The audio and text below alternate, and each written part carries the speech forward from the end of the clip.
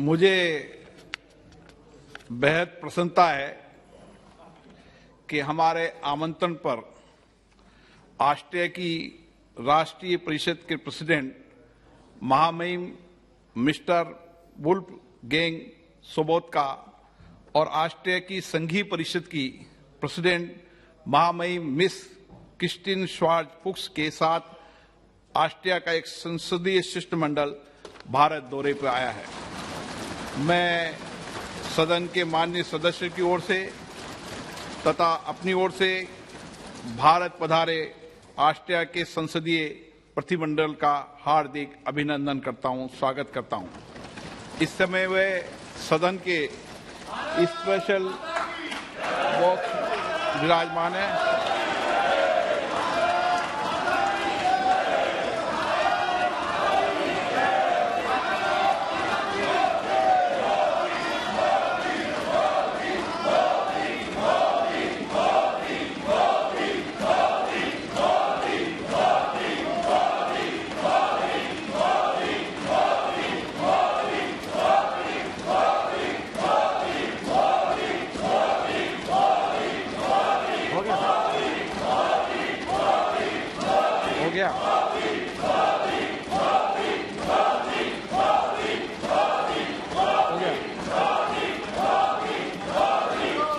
Austria की संसदीय शिष्टमंडल रविवार 13 मार्च 2022 को भारत पहुंचा। उसी दिन उन्होंने आगरा का भ्रमण किया। गुरुवार 17 मार्च 2022 को भारत से प्रस्थान करने से पहले वे हैदराबाद की यात्रा भी करेंगे। हम अपने देश में उनके सुखद और सफल प्रवास की कामना करते हैं। हम उनके माध्यम से ऑस्ट्रिया की राष्ट्रीय परिषद, संघीय परिषद, सरकार और ऑस्ट्रिया की मैत्रीपूर्ण जनता को अपनी ओर से तथा सभा की ओर से बधाई एवं शुभकामनाएं देते हैं। मैं सभा में अपने 3 पूर्व साथियों के दुखद निधन के बारे में सूचित करना चाहता हूं।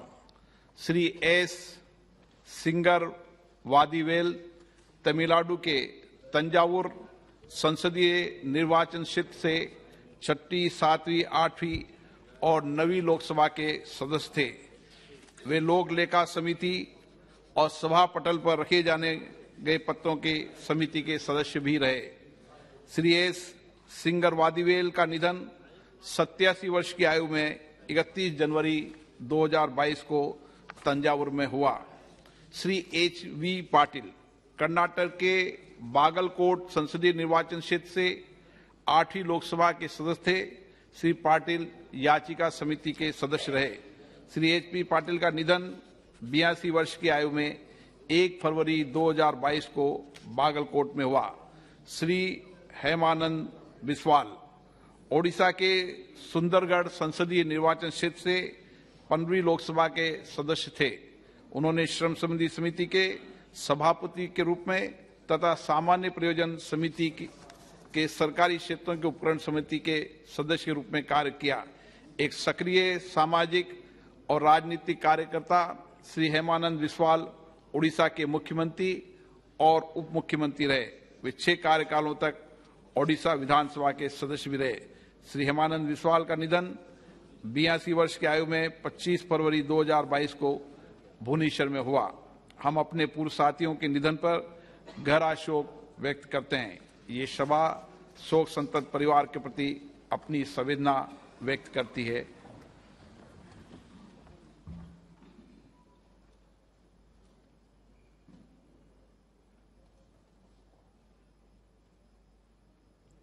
ओम शांति। प्रश्न संख्या 161 श्री राजीव रंजन सिंह जी। प्रश्न संख्या 161। माननीय मंत्री महोदय, माननीय सदस्य। माननीय अध्यक्ष महोदय, मैंने अपने प्रश्न में 15वें वित्त आयोग की जो सिफारिशें हैं उनका ब्यौरा मांगा था। पूरा ब्यौरा तो नहीं मिला है, लेकिन हम माननीय मंत्री जी से एक सवाल जानना चाहते हैं कि 15वें वित्त आयोग ने एक अनुशंसा की कि 17 वैसे राज्य जहां रेवेन्यू डेफिसिट है उन राज्यों के लिए 2,94,518 करोड़ रुपए का प्रावधान किया गया। अब रेवेन्यू डेफिसिट वहां होता है जहां वित्तीय कुप्रबंधन है। जिन राज्यों में वित्तीय कुशलता है और फाइनेंशियल मैनेजमेंट बेटर है उन राज्यों को इस स्पेशल ग्रांट से वंचित कर दिया गया, जो हमारी समझ से फाइनेंशियल मिसमैनेजमेंट को बढ़ावा देता है।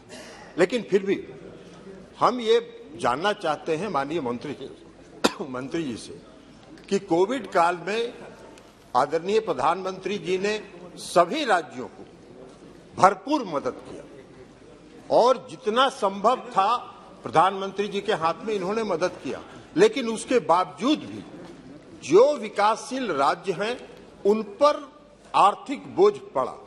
बिहार जैसे प्रदेश में भी 2019-20 और 20-21 में फाइनेंस रेवेन्यू डेफिसिट हुआ।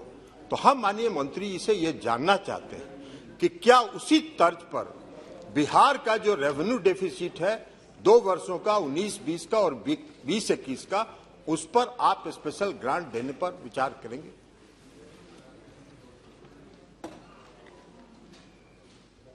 माननीय अध्यक्ष महोदय, कोविड काल की बात माननीय सदस्य ने किया है और हम सबको पता है कि माननीय प्रधानमंत्री जी ने हृदय बढ़ा करके एक बहुत बड़ा पैकेज, आत्मनिर्भर भारत का पैकेज देने का काम किया, जिससे सभी प्रदेशों को लाभ पहुंचाने का काम किया। मित्रों, उसी के अंतर्गत बिहार में भी इन विभिन्न योजनाओं के तहत राज्यों को भूतपूर्व सहायता दी गई। जिन मुद्दों के अंतर्गत बिहार राज्य को कोविड के दौरान आर्थिक सहायता प्रदान की गई: प्रधानमंत्री गरीब कल्याण योजना, प्रधानमंत्री गरीब अन्न योजना, उज्ज्वला योजना, पीएम किसान, पीएम जन धन योजना, राष्ट्रीय सामाजिक योजना, कर्मचारी भविष्य निधि अंशदान योजना, जिला खनिज योजना, और उसके अतिरिक्त स्वास्थ्य के लिए 21-22 में बिहार में लगभग 1136 करोड़ का अनुदान दिया गया।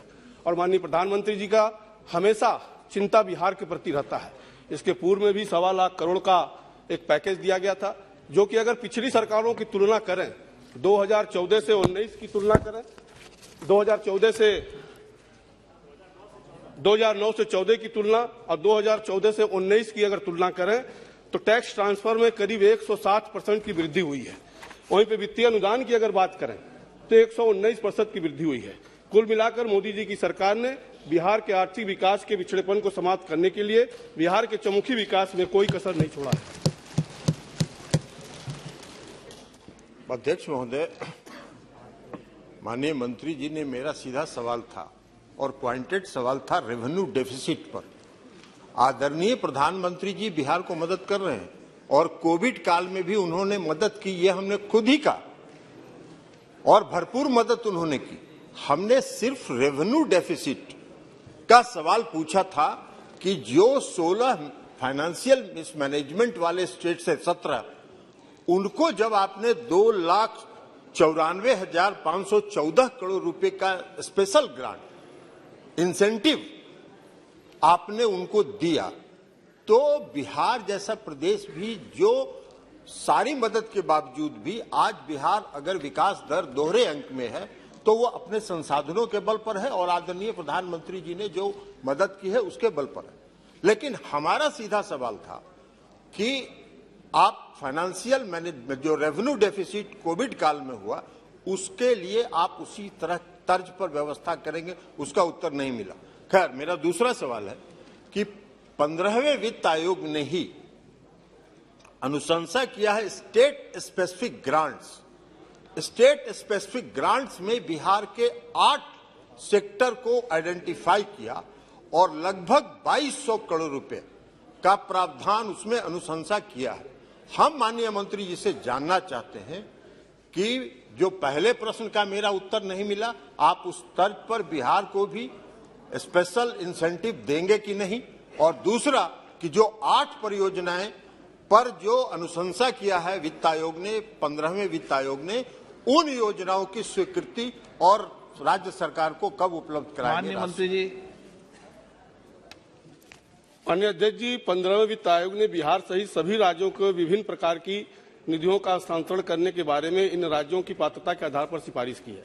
15वें वित्त आयोग 21-22 से 25-26 की अवधि के लिए सिफारिश की गई धनराशि को 4 मुख्य हिस्सों में बांटा जा सकता है, जो इस तरह राज्य आपदा जोखिम प्रबंधन, शहरी स्थानीय निकाय अनुदान, ग्रामीण स्थानीय अनुदान, स्वास्थ्य क्षेत्र में संबंधित अनुदान और राष्ट्र में जब आपदा पड़ती है उसके लिए जोखिम भरा जब होता है तो डिमांड के आधार पर सहायता की जाती है। Question number 162 Shri Sadashiv Lokhande. प्रश्न क्रमांक 162 माननीय मंत्री, माननीय सदस्य।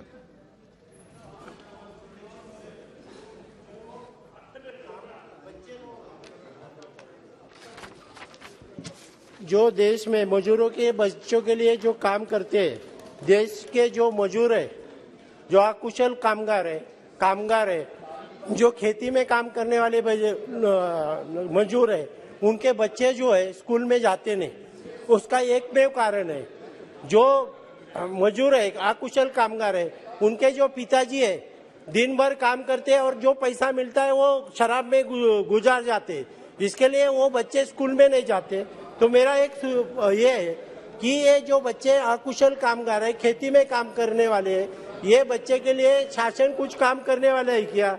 एक पहला देश में जो पहला प्रश्न मेरा ये है, जो अकुशल बच्चे के लिए अनुरोध है, ये जो बच्चे के लिए साधन और ये इसके लिए क्या शासन कुछ करने वाले है क्या उसके लिए?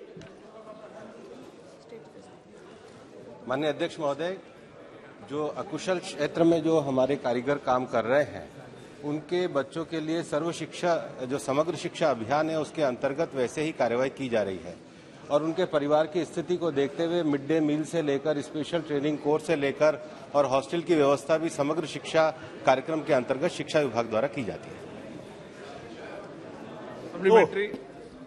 प्रश्न क्रमांक, ये जो बच्चे अकुशल कामगार के लिए मेरा सुझाव ऐसा है कि जो बच्चे दिन भर पिताजी काम करते, रात को आते समय फुल दारू पीते और दारू पीने के बाद उनके घर में जो पैसा आने वाला है वो पैसा आता नहीं, और पैसा नहीं आने से जिसकी माता है जो घर में काम करने वाली है उसको तकलीफ है कि वो बाल मजदूर करते हैं, पढ़ाई में स्कूल में भेजते नहीं। इसके लिए मेरा पहला प्रश्न है, जो स्कूल के लिए जो जाने वाले जो बच्चे हॉस्टल में रखना चाहते हैं उसके लिए अपन शासन के तरफ से जो बाल मजदूर नहीं होके वो देश के मुख्य धारा में आने के लिए शासन उसके लिए कोई प्रावधान करने वाले है क्या? वो मजदूरी के लिए बाल कामगार नहीं होके वो देश के मुख्य धारा में आने के लिए शासन प्रयत्न करेंगे क्या? ये मेरा प्रश्न है। माननीय अध्यक्ष महोदय, स्कीम चल रही है, मैंने पूर्व में उत्तर में भी बताया। मैं माननीय सदस्य महोदय को सारी स्कीमों की जानकारी भेज भी दूंगा। Shri Manickam Tagore. Thank you so much, sir. It's a very important subject, sir. It's very unfortunate that Honorable Minister has said no data available with the government on this. And it's a very, very sensitive thing, sir, when we have Prime Minister who speaks about data-driven programs. For a child labor, if the government is not having data, that is unfortunate. I'd like to bring to you about a very important subject, sir, about the NCLP project. The Government of India has not released funds for Tamil Nadu particularly. It is 4,314 children studies in many schools, including the districts like Virudhunagar, Dharmapuri, and Tirupur, and Coimbatore, and Salem. And the Government of India has not released the money from 2016.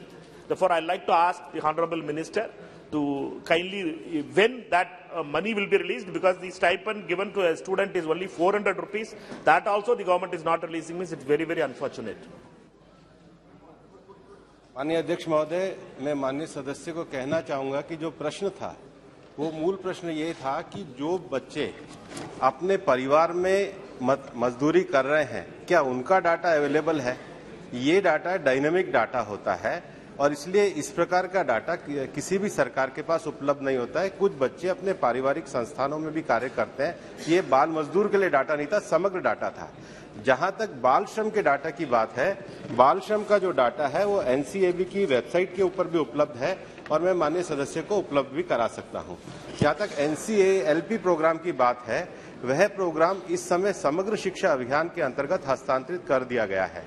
Bharat सरकार के द्वारा श्रम मंत्रालय में एक pencil करके portal बनाया गया है, जिसमें पिछले 2 वर्षों में 3000 से ज्यादा कंप्लेंट आई है, जिसके ऊपर कार्रवाई की जा रही है। लेकिन जो बाल श्रम में जो शिक्षा और बाकी के विषय हैं, वो सारा कार्यक्रम समग्र शिक्षा अभियान में दे दिया गया। श्री कल्याण बनर्जी जी। I have gone through the reply given by the Honourable Minister, written reply, and I must say with respect that it is a really evasive reply. And just now he said that the data is dynamic. Somewhere it is static, somewhere then it comes. Where is that data? You have not said so. Now, see, I tell you data. I tell you data. In 1 in 10 children now in child labor in India, and it's rising for first time in 20 years. 9 million more children are at risk of being pushed into child labor by the end of 2022 as a result of the pandemic. The closure of 1.5 million schools due to the pandemic and lockdowns in India has impacted 247 million children enrolled in elementary and secondary schools and added to the risk of them slipping into the child labor and unsafe migration. I understand there are acts. No doubt if the acts is fully implemented, this child can't. But this child also needs a livelihood, at least child's parents. Now, what is this scheme? What you want to do? Either if you want to stop the child labor and they should not go to the job at all, then you have to give a substitute things to that family. That what you have done for that purposes, I want to know from you, sir. माननीय अध्यक्ष महोदय, जहां तक child labour का प्रश्न है और उसके रोकथाम की बात है, सरकार पूरी तरीके से उसके लिए प्रतिबद्ध है। हर डिस्ट्रिक्ट लेवल पर हमने एक टास्क फोर्स को बनाया है और टास्क फोर्स की जो अध्यक्षता है वो जिला कलेक्टर के द्वारा की जाती है। और जो चाइल्ड लेबर के जो केसेस होते हैं, वो केसेस जो रजिस्टर्ड होते हैं, उसका डाटा मेरे पास उपलब्ध है, जो हमने पूर्व में भी दिया गया है।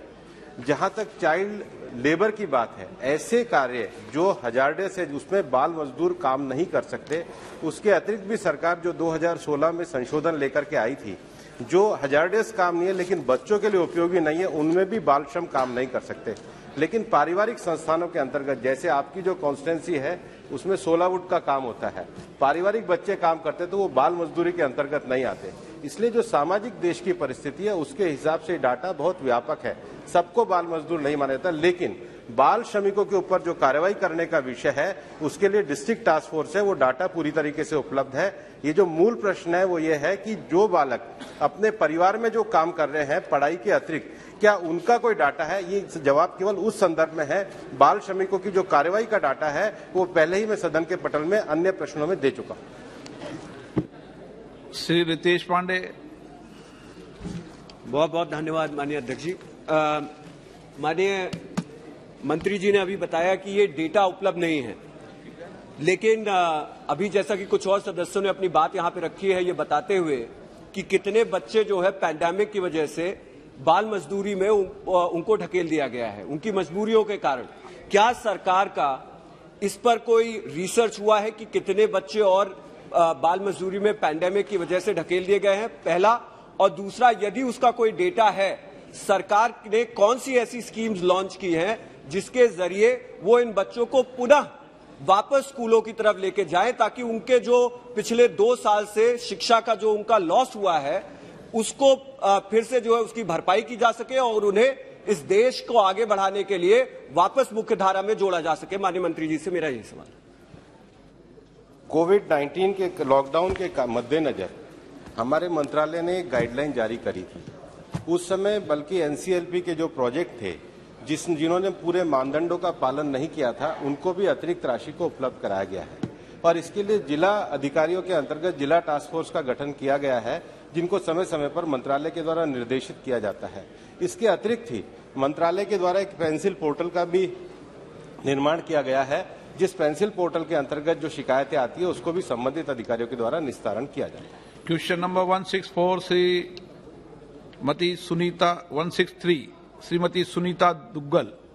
Question number 163।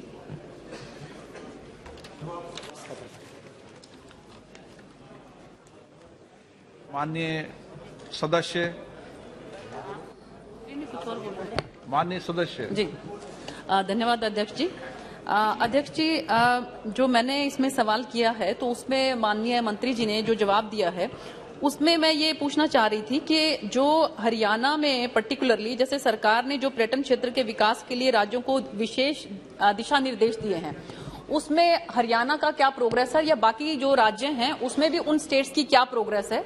और इसके साथ साथ जो सरकार की तरफ से इंटरनेशनल जो हमारे टूरिस्ट हैं उनको 5 लाख वीजा जो है वो निशुल्क देने का प्रावधान जो है वो सरकार ने किया, तो कितने ऐसे हमारे अंतर्राष्ट्रीय टूरिस्ट ऐसे हैं जो इसकी वजह से जो जिन्होंने इंडिया को विजिट किया है और उनकी संख्या क्या है? धन्यवाद अध्यक्ष जी। अध्यक्ष जी नमस्कार। ये टूरिज्म डिपार्टमेंट कोविड के कारण सबसे बड़ा सेक्टर है, उसमें इफेक्ट हुआ है, मगर अभी भारत में दुनिया में कोविड के संदर्भ में जो वैक्सीनेशन के कारण अभी आपको मालूम है अध्यक्ष जी, देश में 180 करोड़ 14 लाख का वैक्सीनेशन, दुनिया में सबसे बड़ा वैक्सीनेशन का कार्यक्रम भारत में हुआ है। अभी अगर दुनिया का अगर कंपेयर किया तो अध्यक्ष जी 10% वैक्सीनेशन सिर्फ भारत में हुआ है। इसके कारण आज हम इसके कारण आज टूरिज्म बढ़ावा मिल रहा है, टूरिज्म डोमेस्टिक टूरिज्म भी बढ़ावा मिल रहा है, इंटरनेशनल टूरिज्म भी इस महीने 27 को हम फ्लाइट्स खोलने वाले हैं।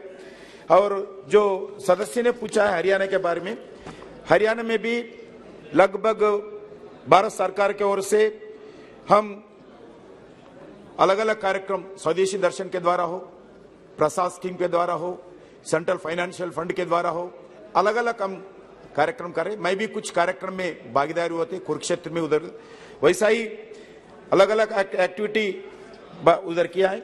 और दूसरा प्रश्न पूछा है जो कोरोना के संदर्भ में कितने वीजा दिया गया, कोरोना के बाद जो ई वीजा इश्यू किया है अध्यक्ष जी, हम भारत में जो 15 अगस्त से ये वीजा शुरू किया है कोरोना के बाद 2021 में, 7 मार्च तक लगभग रेगुलर टूरिस्ट वीजा 51,916 दिया है, ई वीजा 1,05,746 वीजा टोटल। ये कोरोना के बाद भारत में 1,57,662 वीजा विदेश पर्यटकों को दिया है, वो भारत में आए हैं। माननीय मंत्री जी, माननीय सदस्य। आदरणीय अध्यक्ष जी, आपके डायरेक्शन पे मुझे ऑस्ट्रिया के जो महामहिम हैं उनको वहां पर रिसीव करने का रात को 2:30 बजे सौभाग्य प्राप्त हुआ। तो मैं मंत्री जी से कहना चाहूंगी कि अगर जो हमारा लोकल जो हमारे स्टेट्स का जो अगर टूरिज्म है उसको अगर बढ़ावा देंगे तो आप बिलीव करेंगे कि वो जो ढोल की वहां पर थाप थी उसमें कम से कम भी 5-10 मिनट तक हमारे ऑस्ट्रिया के जो महामहिम है वो वहां पर इंजॉय करते रहे। तो अगर हम इस तरह से अगर बढ़ावा देंगे अगर लोकल उसको, तो मुझे लगता है कि बहुत ज्यादा जो है भारत के टूरिज्म को बहुत इसमें जो है सराहना मिलेगी अंतर्राष्ट्रीय स्तर पर। ढोल की ताप कैसे ठीक करोगे अध्यक्ष जी? जो अलग अलग टूरिज्म भारत सरकार की ओर से देश में हम इंप्लीमेंट करें, उसके अंदर जो आदरणीय सदस्य भी पूछे हैं उसमें भी भागीदार है। हेरिटेज टूरिज्म हो, हिस्टोरिकल टूरिज्म हो, रिलीजियस टूरिज्म हो, कल्चरल टूरिज्म हो, फेस्टिवल टूरिज्म हो और एडवेंचर टूरिज्म हो, वाइल्ड लाइफ टूरिज्म हो, डिजर्ट टूरिज्म हो, अलग अलग wellness tourism, eco tourism, rural tourism, responsible tourism, medical tourism. क्योंकि मैं आपको बताना चाहता हूं भारत पहले 2014 में भारत का रैंक 52 में था दुनिया, अभी वो 52 से आगे बढ़कर सुधार होकर अभी 5 साल के अंदर 2019 का हिसाब है मेरे पास 34 रैंक में आया। लगभग 20 देशों को पीछे छोड़कर भारत आगे बढ़े हैं। इसलिए हम भारतीय जनता पार्टी के द्वारा जो सरकार नरेंद्र मोदी जी में चलते हैं, भारतीय संस्कृति को, भारतीय गांवों का जो हेरिटेज है, कल्चर है, जरूर आदरणीय संसद महानुभाव जो बताए उसके हिसाब से हम प्रांत सरकार को साफ करेंगे। फारूक अब्दुल्ला जी। Speaker Sahab, thank you for giving me the privilege of asking on tourism. बहुत अच्छी बात है कि in our country tourism is increasing, but one of the most important factors which reduces the tourists is the fare that the airlines are charging. Yes. There should be control on airline charges so that people in the country can afford to come to these destinations, whether it is Ladakh, whether it is Kashmir, whether it's other parts of India which are full of tourist spots. One, sir. Secondly, I'd like to ask is, what is the possibility of reducing the charges that are made by the government on the tourists in various sectors, whether in the hotels, whether in the other things? Is Government of India deciding to reduce that charge so that more people who can afford coming to these destinations? Thank you, sir. Very good. देख जी, आदरणीय senior member Farooq साहब ने बताए, जरूर भारत सरकार इस विषय पर सोच किया है और जो फ्लाइट्स टूरिज्म डेस्टिनेशन से जाते हैं उसके लिए हम सिविल एविएशन डिपार्टमेंट को टूरिज्म डिपार्टमेंट के द्वारा उड़ान स्कीम के अंदर हम सब्सिडी देते हैं। जितने भी टूरिस्ट जाते हैं उसका कम रेट में जाना चाहिए, हवाई चप्पल वाला हवाई में जाना चाहिए। हमारा नरेंद्र मोदी साहब का ये इच्छा है।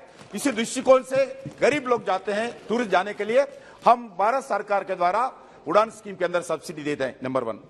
नंबर 2, जो टूरिस्ट जितने भी विदेशों से आते हैं, अभी भारत सरकार ने तय किया है 5 लाख वीजा फ्री चार्ज देने के लिए तय किया है। आपको जो समस्या आप उठाए, जरूर कुछ होटल्स तो इंडिपेंडेंट है। मैं अब बताना चाहता हूं, आने वाले समर में अप्रैल मई में देश में जितने भी टूरिस्ट डेस्टिनेशन है पूरा रूम्स बुक हो गया। इतना डिमांड है, अभी पूरा देश में रूम्स बुक हो गया। डोमेस्टिक टूरिज्म आने वाले दिन में भारत में बढ़ावा देने के लिए आदरणीय प्रधानमंत्री रेड फोर्ट से बोले हैं हर परिवार 15 टूरिस्ट डेस्टिनेशन घूमना चाहिए कम से कम। ऐसी दृष्टिकोण से भारत सरकार काम कर रहे हैं। माननीय मंत्री जी ये भी बताते कि जम्मू कश्मीर में इस बार 300 से ज्यादा मेंबर ऑफ पार्लियामेंट गए हैं। क्यों गए? मैं भी खुद मिला हूं। मेहरबानी से जो हुआ है, और मैं जरूर कहूंगा शारजा की भी जो फ्लाइट कश्मीर से जाती थी उसको मेहरबानी करके फिर से शुरू करवाइए। Sougat Rai ji. The minister has given a very long reply, but I don't know if he studied the question before giving the reply. The question relates to negative growth in the tourism sector. The minister's reply deals with how they are developing rural tourism, then how they are developing wellness tourism without taking into consideration the holistic policy of tourism. I want to know from the Honourable Minister that you have said that there is negative growth. What in terms of numbers were the tourists from abroad in 2020, 21 and up to now 22? And what is your target for the coming financial year in reaching to the foreign tourists? As Farooq Sahib has said that fares are very high. So new thing is happening today, I saw in the papers that domestic tourist airfares will go up and foreign airfares will come down. What is the policy? Does the government have any policy to really raise the number of tourists traveling within the country or outside? देखिए, मैं detail भी समय दिए तो बताना चाहता हूं। Tourism economic सही भी कोरोना के कारण, कोविड के कारण, not only in India, entire world lot of problems face कर रहे। टूरिज्म इकोनॉमी बहुत कम हुआ है। फर्स्ट फेज में 42.8% कम हुआ, सेकंड फेज में 15.5% कम हुआ इकोनॉमी, थर्ड फेज में 1.1% कम हुआ है। वैसा ही टूरिस्ट अराइवल्स विदेशों से फर्स्ट फेज में सिर्फ 93.3% कट हो गया, आए नहीं। सेकंड फेज में 79% 5% कम हो गया। थर्ड फेज में 64.3% कम हुआ है। जॉब लॉस में भी पूरा हमारा पास स्टडी किया है भारत सरकार के द्वारा, अलग अलग national council for applied economic research के द्वारा हम सर्वे करवाया। उसके सर्वे आधार पर मैं बोलता हूं जॉब लॉस भी अध्यक्ष जी सही बात है। पहला जो कोरोना के कारण not only in India, entire every country every place ये टूरिज्म दृष्टिकोण से जॉब लॉस हुआ है। उसमें 14.5 मिलियन जॉब्स लॉस हुआ है। सेकंड फेज में 5.2 जॉब्स लॉस हुआ है, मिलियन जॉब्स। वैसे ही थर्ड फेज में 1.8 मिलियन जॉब्स लॉस हुआ है। इसीलिए पहला अपना बिफोर पैंडेमिक भारत में 34.8 मिलियन जॉब्स इस टूरिस्ट में डिपेंड होते थे, उसका कम हो गया। इसीलिए भारत सरकार promotion of domestic tourism, diverting outbound tourist to domestic tourist trips, target to incentive to industries contributing most to tourism economy, provide tax benefits, subsidies and income to industry players. मैं यही बताना चाहता हूं, ये टूरिस्ट डिवीजन जो है, जो मंत्री शाखा है, वो स्टेट गवर्नमेंट के पास है, सेंट्रल गवर्नमेंट के पास नहीं है। इसलिए मैं आपके द्वारा सभी स्टेट गवर्नमेंट्स को रिक्वेस्ट करना चाहता हूं, इसको इंडस्ट्रियल स्टेटस देना चाहिए। कर्नाटका कुछ स्टेट्स दिया है, मध्य प्रदेश भी दिया है, महाराष्ट्र भी दिया है। इसलिए मैं सभी स्टेट गवर्नमेंट के द्वारा इस टूरिज्म डिपार्टमेंट के एंकरेजमेंट करने के लिए, इंडस्ट्रियल स्टेटस देने के लिए मैं इस सभा के द्वारा सभी स्टेट गवर्नमेंट को रिक्वेस्ट करना चाहता हूं। धन्यवाद। श्री शशि थरूर जी। क्या है, कब बढ़ेगा? नो, कोई उत्तर नहीं है। खराब है शशि थरूर जी। सर, अब सुनिए कितना जॉब लॉसेस हो गया। Sir, I appreciate that the सारे minister वर्ल्ड is में हुआ है concerned. Job losses. I appreciate that the minister is. I appreciate that the minister is concerned about the well-being of tourists, but he's also got to pay some attention to the well-being of the people in India who have to run the services that tourists use. For example, sir, in my state, the Contract Carriages Association, who run tourist buses, have been begging for the last 2 years of the COVID pandemic to please reduce their tax, reduce it by 30%. Nothing has been done, neither by the state government nor by the central government. And now the result is, sir, these people are selling their tourist buses below price because they cannot make a living, sir. Now, we are talking about improving tourism. How about the Indians who need to be helped at a time when unemployment is high, economy is going down, and we are not doing enough, sir, to support our people in order to be able to welcome tourists more effectively?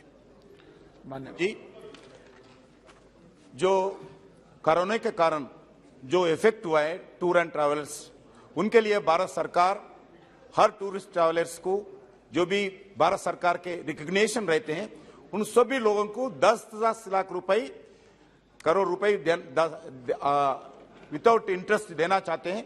उसके साथ साथ और जो tourist guides है उनको भी 1-1 लाख रुपए देने के लिए भारत सरकार ने नहीं किया है। मैं पहले ही बता चुका हूं, ये स्टेट गवर्नमेंट का सब्जेक्ट है। फिर भी भारत सरकार जितना हो सकता है उतना स्टेट गवर्नमेंट को कोऑपरेशन करने के लिए कर रहे हैं। इसलिए मैं स्टेट गवर्नमेंट से रिक्वेस्ट करना चाहता हूं, इसी दृष्टिकोण में और आगे आकर टूरिज्म को बढ़ावा देने के लिए स्टेट गवर्नमेंट में अलग अलग पॉलिसी होना चाहिए। Question number 164 Shri Ravinder Kushwaha. Question number 164। माननीय मंत्री जी। उत्तर सदन की पटल पर रखा गया है। माननीय सदस्य। मैं सबसे पहले माननीय शिक्षा मंत्री धर्मेंद्र प्रधान जी का अभिनंदन भी करना चाहता हूं और उन्हीं से प्रश्न भी है। चूंकि हमारे उत्तर प्रदेश के प्रभारी के रूप में अभी प्रचंड बहुमत से भारतीय जनता पार्टी चुनाव जीत के आई है, इसके लिए मैं उत्तर प्रदेश की जनता के तरफ से आपका और आदरणीय प्रधानमंत्री जी का अभिनंदन करता हूं। और एक पूछना चाहता हूं कि ये IIT वाराणसी और नाइगाटा यूनिवर्सिटी जापान, ये दोनों विश्वविद्यालयों में संयुक्त अनुसंधान शिक्षा पर संगोष्ठियों के लिए छात्रों या संकाय सदस्यों के चयन हेतु क्या किसी समिति या बोर्ड का गठन कर दिया गया है? यदि हाँ, तो उसका विवरण क्या है? और निष्पक्ष चयन हेतु क्या कोई मापदंड बनाए गए हैं या बनाए जा रहे हैं? माननीय मंत्री जी। देख जी, आदरणीय सदस्य की जानकारी सही है। पिछले 1 फरवरी 2022 में BHU की IIT और निगाटा यूनिवर्सिटी जापान के अंदर रिसर्च की सेक्टर में एक MOU हुई है।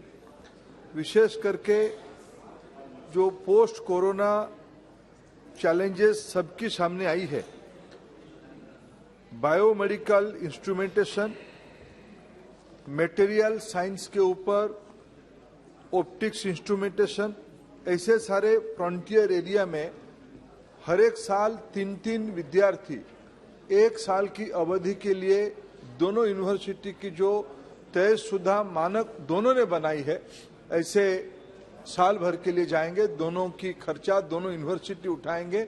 इसमें जापान साइंस एंड टेक्नोलॉजी के सेक्टर में, इकोनॉमिक सेक्टर में हमारी बहुत भरोसामंद मित्र है। ये MOU और विशेष करके हमारी जो NEP बनी है, NEP में दुनिया की क्वालिटेटिव इंस्टीट्यूशंस के साथ भारत की रिसर्च को ग्लोबल स्टैंडर्ड तक ले जाने के लिए हमारी इनिशिएटिव है। यूनिवर्सिटीज सारे स्वतंत्र हैं अपना MOU करने के लिए। उस दिशा में पूर्वांचल के और भारत के एक महत्वपूर्ण इंस्टीट्यूशन BHU IIT जापान के साथ MOU किया है। यह भारत की विद्यार्थियों के लिए आने वाले दिनों में मील की पत्थर साबित होगा। माननीय सदस्य, आप बहुत देर तक खड़े होकर बात कर रही हो। मैं सभी माननीय सदस्यों को आग्रह करता हूं कि सदन में बातचीत न करें। माननीय सदस्य जी, माननीय मंत्री जी से मैं आपके माध्यम से ये प्रश्न पूछना चाहता हूं कि खास करके पूर्वी उत्तर प्रदेश में, पूर्वांचल के इलाके में, हमारे यहाँ जब से उत्तर प्रदेश में यशस्वी जोगी जी के नेतृत्व में जब सरकार बनी है, शिक्षा के क्षेत्र में बहुत अच्छा काम हुआ है। और हम ये चाहेंगे कि क्या मदन मोहन मालवीय प्रौद्योगिकी विश्वविद्यालय गोरखपुर, जो पूर्वी उत्तर प्रदेश का बहुत बड़ा शिक्षा का केंद्र है, जिसमें यह विश्वविद्यालय अनुदान आयोग से 12B स्टेटस मिल चुका है, और किसी अन्य देश के ऐसे ही विश्वविद्यालय के साथ ऐसा ही कोई समझौता करने का विचार सरकार रखती है, जिससे कि गोरखपुर एवं निकटवर्ती जनपदों के छात्रों को भी वैश्विक ज्ञान का लाभ मिल सके। यदि हाँ तो क्या विवरण है? अध्यक्ष जी, ये एक अलग प्रश्न है, लेकिन अगर आपकी अनुमति है तो मैं थोड़ा इसके एक विस्तार से उत्तर देना चाहूंगा। अध्यक्ष जी, उत्तर प्रदेश एक बहुत बड़ा प्रांत है। उत्तर प्रदेश हमारी देश की 1/5 पॉपुलेशन की आबादी रखता है और भौगोलिक इलाका भी इतना बड़ा है। जिस क्षेत्र से माननीय सदस्य आते हैं, सलेमपुर से, पूर्वांचल से, वहाँ गोरखपुर की उन्होंने नाम लिया मदन मोहन मालवीय टेक्निकल यूनिवर्सिटी के साथ। वहाँ कई मामले में इन दिनों में भारत सरकार की इनिशिएटिव रही है, एम्स पहुंची है, बहुत सारे बेसिक वहाँ की जो स्वास्थ्य, पर्यटन, अर्थनीति के बारे में बहुत अच्छे काम हो रहा है। रिसर्च की दृष्टि से हम निश्चित रूप में उत्तर प्रदेश की जो प्रतिबद्धता देश के है, उत्तर प्रदेश को आगे लेने के लिए शिक्षा उसमें एक प्रमुख अंश है।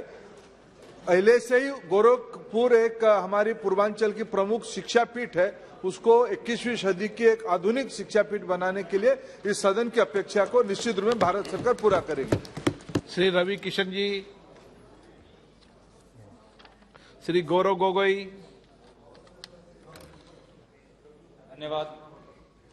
धन्यवाद अध्यक्ष महोदय।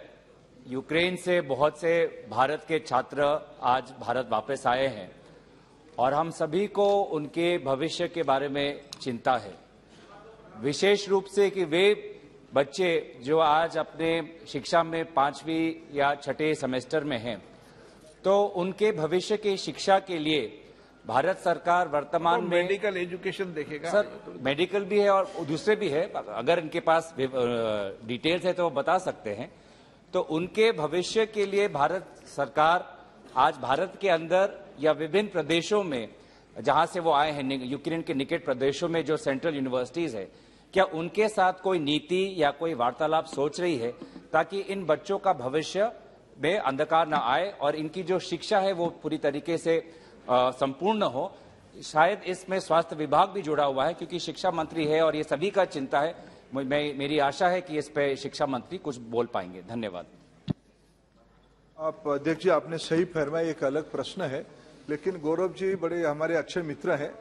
कभी कभी प्रजातंत्र में अच्छे बातों को पसंद करना भी चाहिए। पहले तो मैं गौरव जी जैसे, विशेष करके गौरव गोगोई जिस विरासत से वो आते हैं और मैं व्यक्तिगत रूप में मेरा मित्रता है, मैं अपेक्षा कर रहा था वो उनकी पार्टी और सदन की ओर से माननीय प्रधानमंत्री जी को ऑपरेशन गंगा के लिए बधाई देना चाहिए। मैं आपको निवेदन करता हूं, ऑपरेशन गंगा प्रधानमंत्री के नेतृत्व में हुआ, लेकिन 130 करोड़ भारतीयों की एक कलेक्टिव विजडम कैसे होती है अपने बच्चों के लिए, ये उसके प्रमाण है।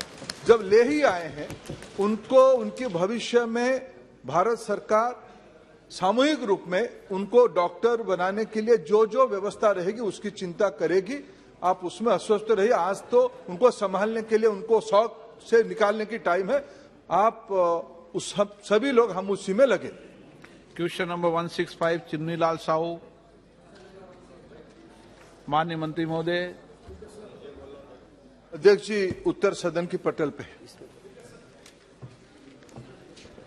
अध्यक्ष महोदय, आपके माध्यम से माननीय शिक्षा मंत्री जी से मैं प्रश्न किया था कि अनिवार्य बाल शिक्षा अधिकार 2009 में के तहत जो निजी और शासकीय विद्यालय है उसमें आर्थिक रूप से कमजोर जो बच्चे हैं उनके प्रवेश के संबंध में माननीय मंत्री जी के द्वारा जो जवाब आया है वो उससे मैं संतुष्ट हूं। लेकिन एक प्रश्न माननीय मंत्री जी से एक पूछना चाहता हूं कि सभी कक्षा 9 से 12वीं तक निजी एवं शासकीय विद्यालयों में सभी राज्यों में एक समान पाठ्यक्रम प्रारंभ करने जा रहे हैं क्या, और कब तक, ताकि हमारे छत्तीसगढ़ जैसे प्रांतों के भी विद्यार्थी केंद्रीय स्तर पे तकनीकी शिक्षा, चिकित्सा शिक्षा जैसे प्रवेश परीक्षा है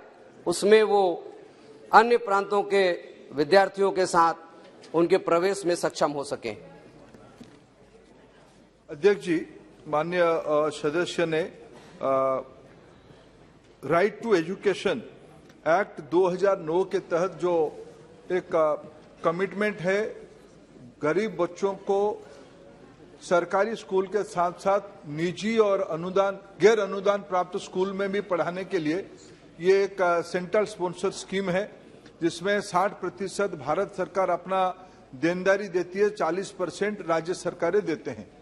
ये बड़े सफलता के साथ देश भर में चली रहा है। उन्हीं की सदस्य जिस राज्य से आते हैं, छत्तीसगढ़ से, वहां भी लगभग 2,76,000 विद्यार्थी अभी 2 साल से पढ़ रहे हैं। ये धीरे धीरे भारत सरकार ऐसे जो विद्यार्थी है उनको डीबीटी के माध्यम से, हमारी सरकार की वित्त विभाग की एक प्रायोरिटी है, सारे भारत सरकार की जो लाभ है उसको डीबीटी में पहुंचाए, उसमें भी हम लोग काम कर रहे हैं। एक उन्होंने पूरक प्रश्न पूछा है, क्या देश भर में एक ही पाठ्यक्रम होगा क्या? शायद ये व्यवहारिक भी नहीं है, लेकिन जो मूल स्पिरिट है, अभी एनईपी में, राष्ट्रीय शिक्षा नीति में नेशनल कैरिकुलम फ्रेमवर्क बनाने की काम शुरू हो गया है। सारे राज्य भी अपना अपना कैरिकुलम बना ही रहे हैं। इसमें एनईपी की जो एक ग्रेटर फ्रेमवर्क है, पढ़ाई के साथ कमाई, वोकेशनल एजुकेशन को, स्किल को महत्व देना, इसी में समानता लाने के लिए काम शुरू हुई है। और फिर मैं आपकी अनुमति से सदन की ओर से माननीय प्रधानमंत्री जी और वित्त मंत्री जी को इस बार धन्यवाद दूंगा। पहली बार बहुत वर्षों के बाद भारत सरकार की शिक्षा विभाग की खर्चा 1 लाख करोड़ रुपया से ज्यादा हुआ है। ये सब इसी प्रकार की कल्याणकारी योजना में खर्चा हो रहा है। भारत सरकार भारत के बच्चों को 21वीं सदी में एक सक्षम नागरिक बनाने के लिए कटिबद्ध है। मनीष तिवारी जी। यस मनीष, आपका बहुत बहुत धन्यवाद। अध्यक्ष जी, वर्ष 2009 में यूपीए की सरकार जब ये निःशुल्क और अनिवार्य शिक्षा का कानून लेके आई थी और जो प्राइवेट अनएडेड स्कूल्स हैं उसमें 25% आरक्षण का जो प्रावधान किया था, उससे करोड़ों करोड़ों बच्चों को इस देश में फायदा हुआ है। उनको शिक्षा मिल पाई है। अध्यक्ष जी, मैं आपके माध्यम से माननीय मंत्री जी से ये कहना चाहता हूं कि इसमें एक बहुत बड़ी प्रैक्टिकल समस्या आ रही है, और वो प्रैक्टिकल समस्या ये है कि ये जो कानून है ये 6 वर्ष से लेकर 14 वर्ष तक है। जब बच्चा 9वीं क्लास में पहुंचता है और अगर किसी प्राइवेट अनएडेड स्कूल में है तो स्कूल उनको ये कहता है कि 10वीं क्लास से या तो आप फीस दीजिए या अपने बच्चे को स्कूल से निकाल लीजिए। अब वो जो माँ बाप हैं उनके पास वो प्राइवेट स्कूल की फीस देने की क्षमता नहीं है, और 9वीं क्लास में अगर वो अपने बच्चे को किसी इंग्लिश मीडियम स्कूल से निकालकर किसी और स्कूल में लेकर जाते हैं तो वहां पे उस बच्चे का एडजस्टमेंट नहीं हो पाता। मैं मंत्री जी से आपसे ये आग्रह करना चाहता हूं कि ये जो कानून है इसमें संशोधन करके ये निःशुल्क और अनिवार्य शिक्षा 6 से लेकर आप 18 वर्ष तक कीजिए, जिससे जो बच्चा नर्सरी में भर्ती होता है वो 12वीं क्लास तक निःशुल्क शिक्षा प्राप्त कर सके। ये मेरा आपको सुझाव है। अध्यक्ष जी, देर सही दुरुस्त, यूपीए की क्रेडिट तो उन्होंने लिया 2009 की, लेकिन एक अष्टवक्र कानून उन्होंने लाया, उन्होंने आज स्वीकार किया। मैं मनीष जी प्रामाणिक आदमी है, उनको धन्यवाद। पार्टी के बारे में भी अच्छा भी बोल देते बीच बीच में, दिल की बात। उन्होंने कहा कि 2009 वाला कानून पर्याप्त नहीं था। मैं भी आज पार्लियामेंट सदस्य, आज पब्लिक पॉलिसी स्टूडेंट की मैं इसको स्वीकार करता हूं। 8वीं के बाद वो समस्या आती है। अध्यक्ष जी, शिक्षा एक राज्य की विषय, कॉन्करेंट लिस्ट में मासिक प्राथमिक शिक्षा राज्य की विषय है। भारत सरकार अपनी देनदारी देती है। कुछ निजी विद्यालय भी 9, 10, 11, 12 भी पढ़ा देते हैं। कानून में उसको परिवर्तन करना, राज्यों से चर्चा करना पड़ेगा, शेयरिंग की बात करनी पड़ेगी, लेकिन ये कंसर्न सबके सामने ध्यान में आई है। लेकिन जब हम पॉलिसी बनाते हैं, पॉलिसी को होलिस्टिक, ये प्रश्न तो 2009 में भी सोचा जा सकता था। गरीब विद्यार्थियों को अच्छा विद्यार्थी, अरे कई चीज सोच रहे, 1 लाख करोड़ वित्त, अरे मनीष जी, वित्त मंत्री जी अभी इस बार 1 लाख करोड़ रुपया दिए हैं, उसको भी धीरे धीरे सोचेंगे। अरे Raja ji, why you are jumping? अरे lot of thing will come up. Kani ji, अरे it's not any issue, please, I am not yielding to you, please sit down. Manish ji, आपका सुझाव अच्छा है, ये विषय सदन धीरे धीरे जैसे, लेकिन मूल विषय हमको सदन को समझना पड़ेगा, ये राज्य के विषय है, राज्य के विषय। भारत सरकार अपनी जवाबदेही ले रही है। हमें इस बार चीजों को धीरे धीरे बजट बढ़ाते बढ़ाते हम आगे बढ़ा रहे हैं। श्री टी.आर. बालू जी, योर लीडर टी.आर. बालू।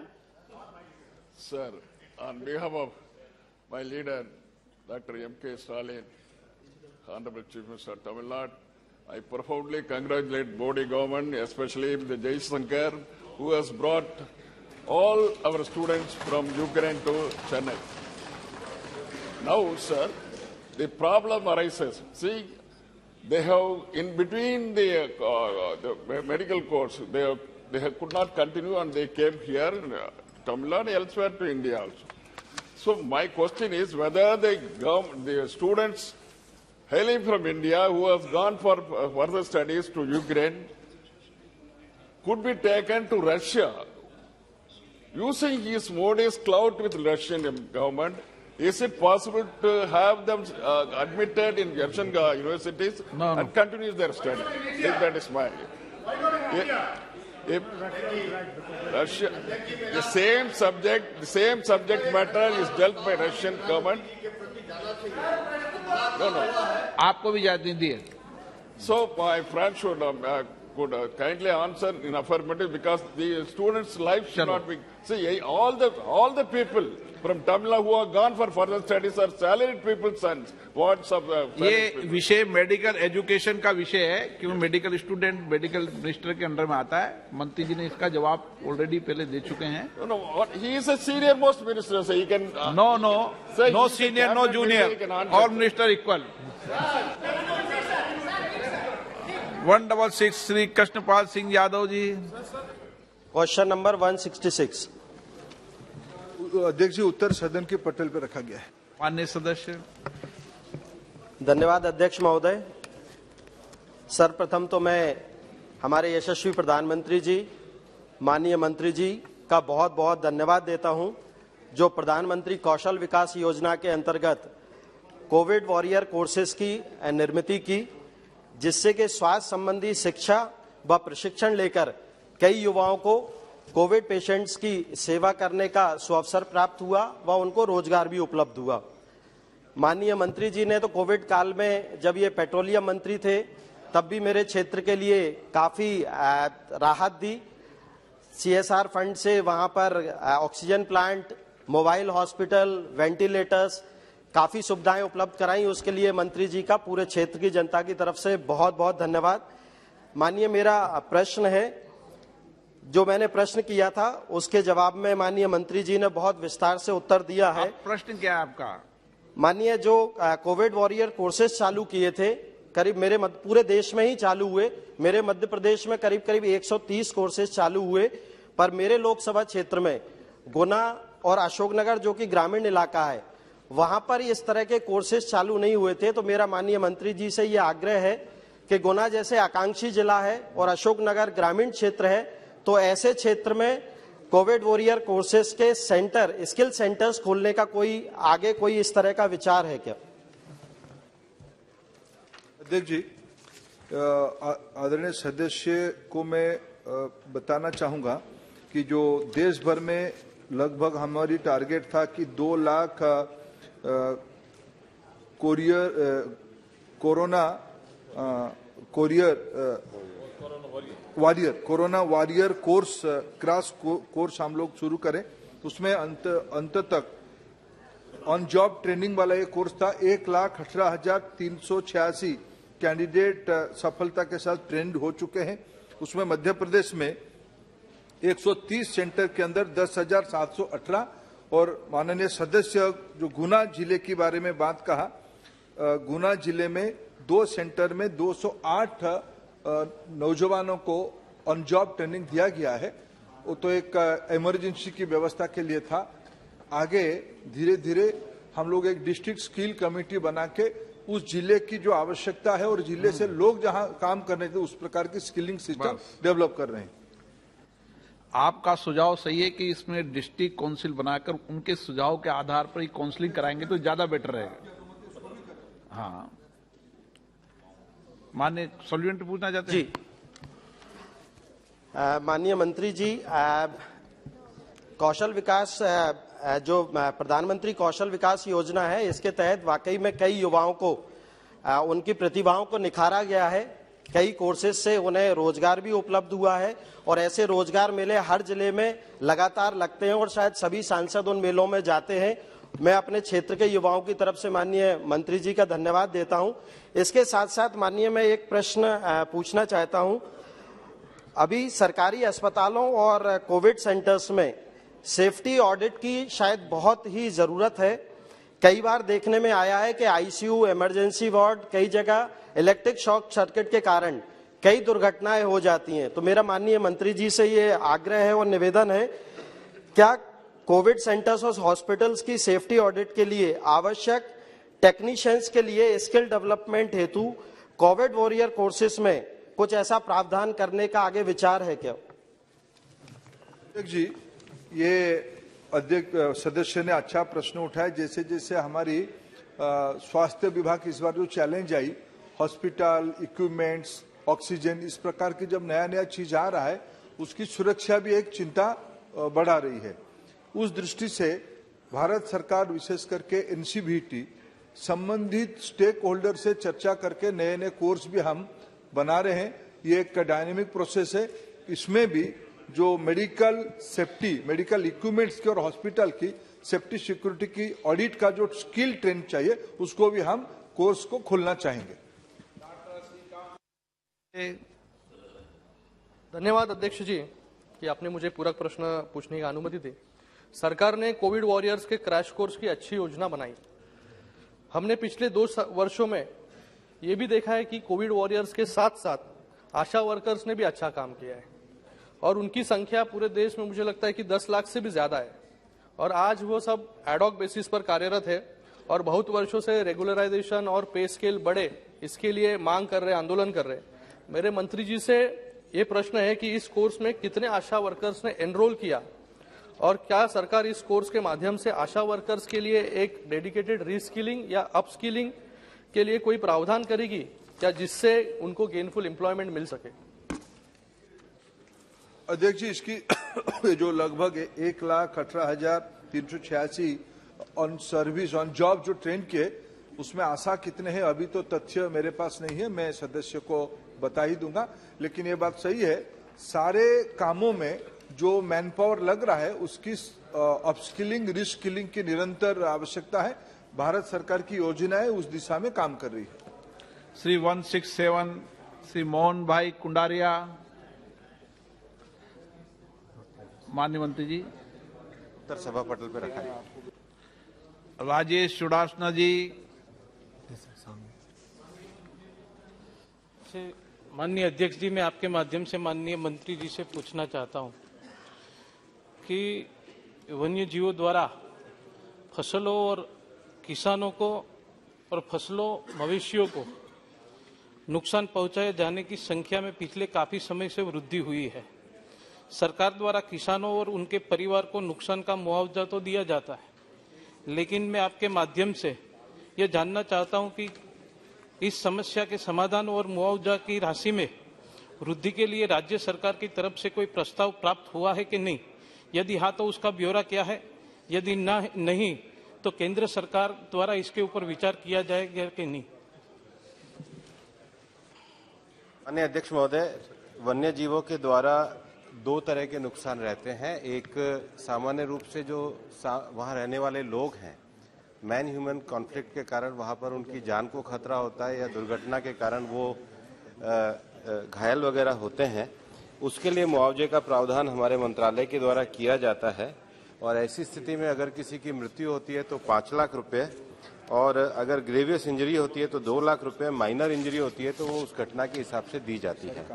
अन्य राज्य सरकारों के द्वारा इस पर अन्य एडिशन राशि को भी दिया जाता है। लेकिन जहां तक फसलों के नुकसान की बात है, फसलों के नुकसान के लिए प्रधानमंत्री फसल बीमा योजना के अंतर्गत फसलों के नुकसान की राशि प्रदान की जाती है, जो मुख्यतः राज्य सरकारों के द्वारा ही वितरित की जाती है।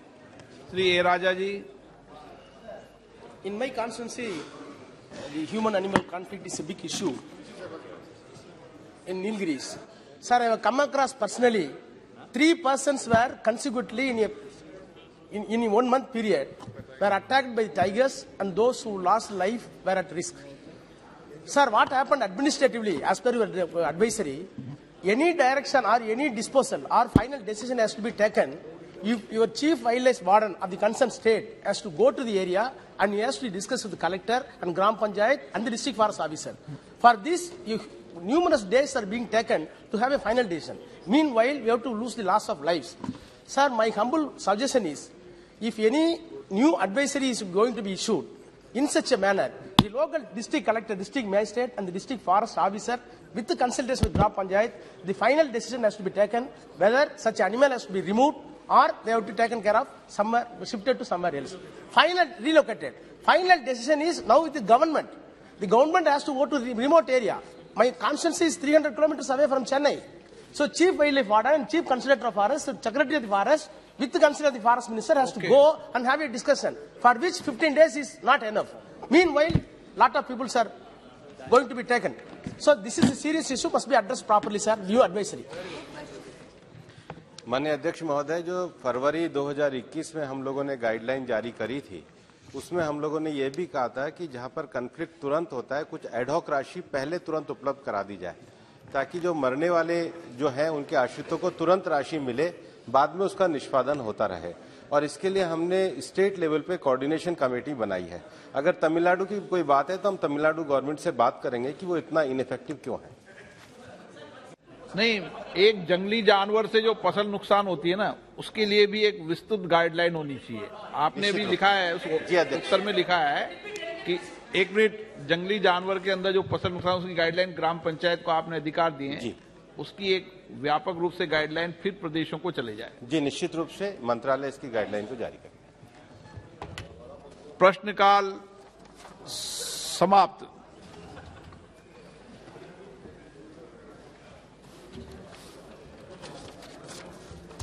जी, माननीय सदस्यगण, स्थगन प्रस्ताव की किसी भी सूचना के लिए माननीय अध्यक्ष महोदय ने अनुमति प्रदान नहीं की है।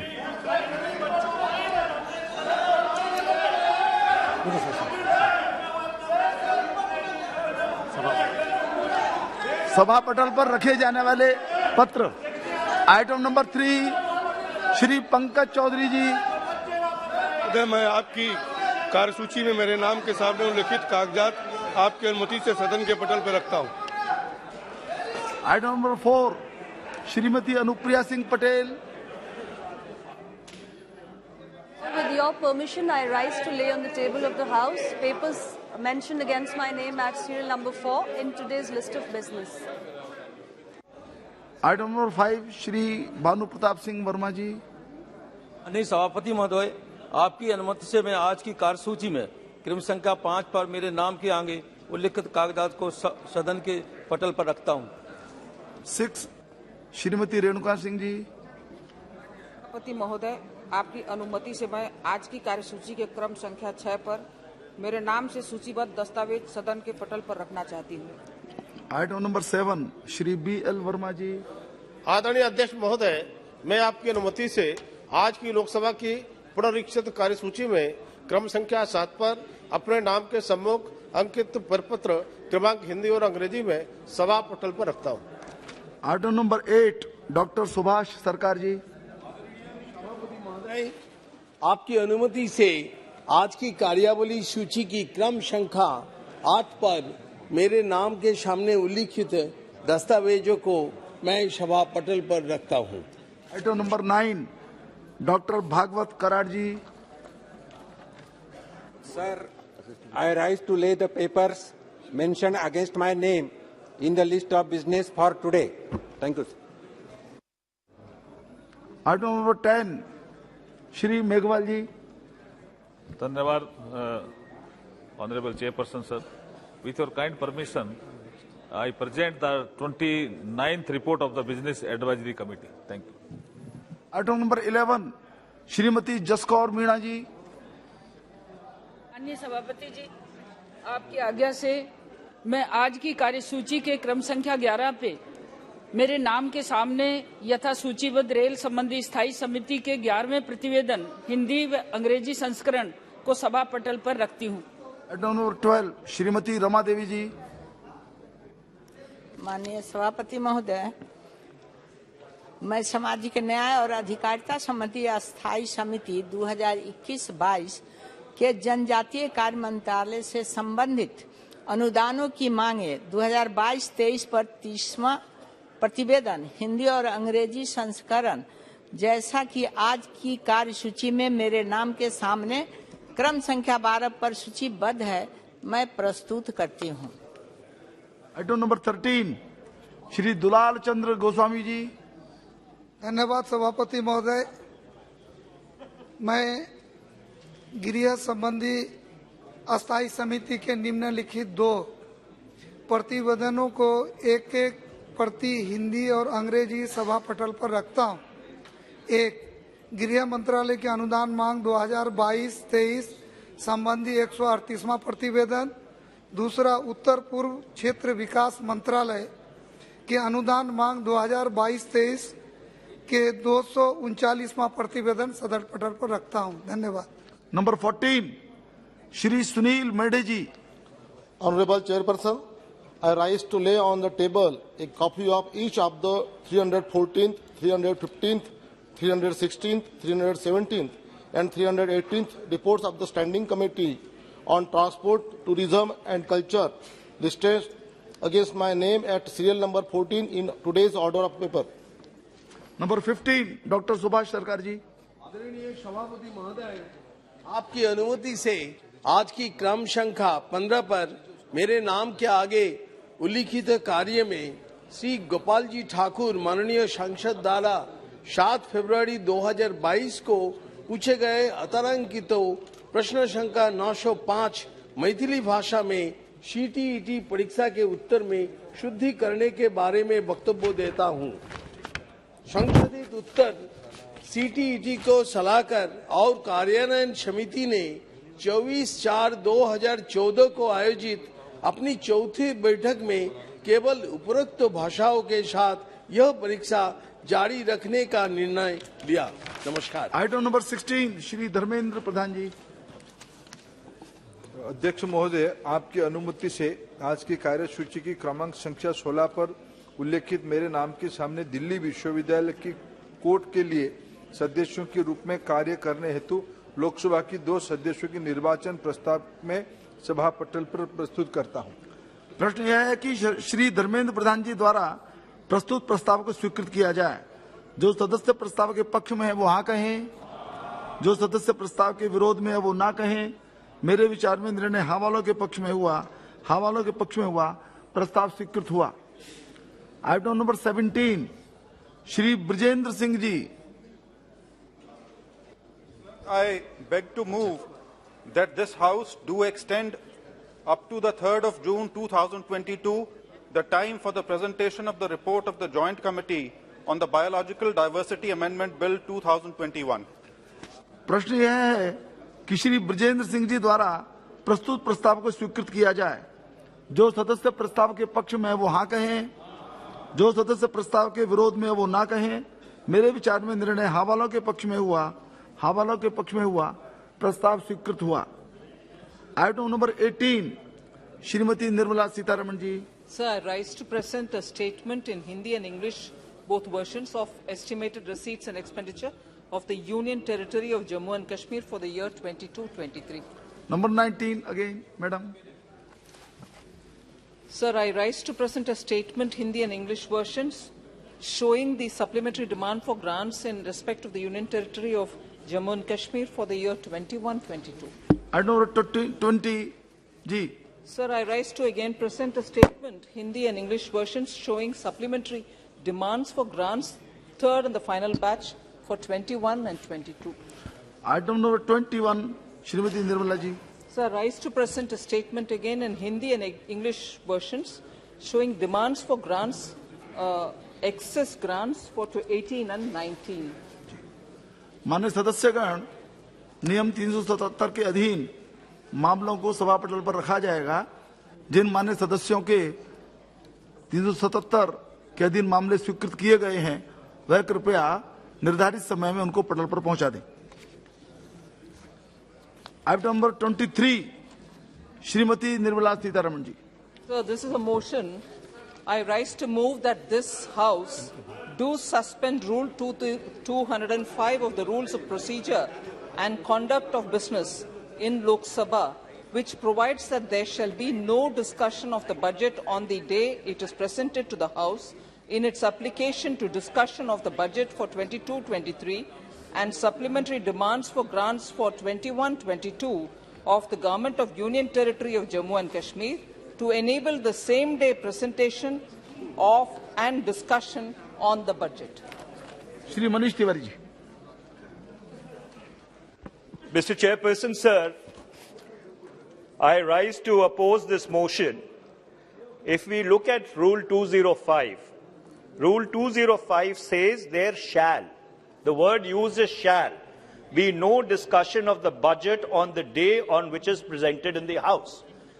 Mr. Chairperson, sir, that while Rule 388 provides for the suspension of rules on a motion moved by any of the members, my submission is that there are certain rules which form the basic structure of the rules of procedure for the conduct of business of this House and are therefore beyond the amending power of the House. Similarly, like certain features of the Constitution have been held by the Supreme Court in Keshav Nand Bharti's case to be beyond the amending power of Article 368, which applies to this House. Similarly, there are certain rules which are sacrosanct because the scrutiny of budgets is the primary responsibility of this House. And in the case of Jammu and Kashmir, which does not have an elected legislature, and this House substitutes itself for the legislature of Jammu and Kashmir, that duty becomes even far more compounded. So therefore, under those circumstances, my objections are twofold. My first objection is I want a ruling from the chair that whether Rule 205 is within the scope of amendment as proposed by Rule 388, or it is beyond the amending power because it constitutes the basic structure of these rules. Number two, my submission is, Mr. Chairperson, that the budget which the Honourable Finance Minister has presented, it is a serious document, it is an important document. We should be given time to study it. So therefore, heavens will not fall that rather than have the discussion now, we don't even have the budget in front of us. We don't have the papers in front of us. What are we supposed to discuss in the House when we don't even have the papers in front of us? If this rule is, if this motion is carried, if this motion is carried and it is suspended, what is this House going to discuss? Where are the papers? Where is the budget? So under those circumstances, my submission is, heavens will not fall. Please allow us time. Let us have this discussion tomorrow. But more important than that, Mr. Chairperson, sir, I want a ruling from the chair whether Rule 205 can at all be suspended because it constitutes basic structure of the rules. Thank you. Thank you very much. Please. We have given notice, that's why. Sir, I have given notice of my objection in allowing this motion of Rule 205 of the Rules of Procedure and Conduct of Business. I fully support the observations made by Sri Manish Tiwari ji. Regarding Rule 205 is very specific that there shall not be. I would like to reiterate Rule 205, that is, there shall be no discussion. There shall be no discussion of the budget on the day on which it is presented to the House. Today, Madam has now presented the Jammu Kashmir budget for the year 22-23. Yes, we fully agree with it. So there cannot be a discussion on the same subject matter today. That is the first objection. Why? Because the Constitution of India provides for the scrupulous scrutiny of each and every penny which is being spent out of the Consolidated Fund of India, that is to be approved by the Parliament. Each and every penny out of the Consolidated Fund of India has to be approved by this Parliament.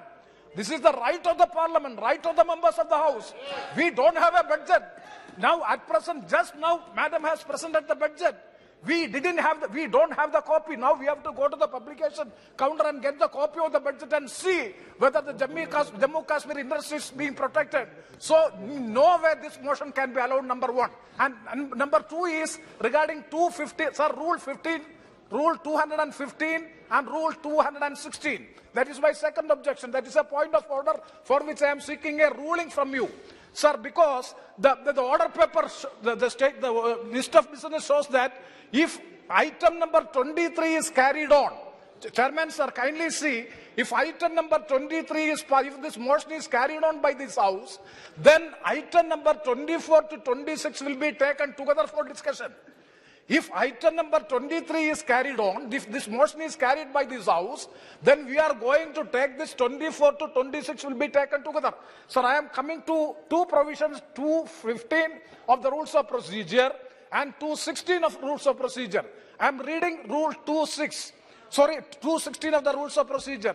The debate on the supplementary grant shall be confined to the items constituting the same, and no discussion may be raised on the original grants, nor policy underlying them, save insofar as it may be necessary to explain or illustrate the particular items under discussion. Sir, 216 is very clear that the original demands for grants shall never be discussed with the supplementary demands for grants. Yes, I do expect that if the Speaker has ample right to suspend the rule, that I will agree. But there is a specific provision in the Rules of Practice and Conduct of Business by virtue of Rule 216, original grants for demands shall never be discussed with the supplementary demands for grants. Sir, kindly see item number 2, all these original demands for grants or original budget is there.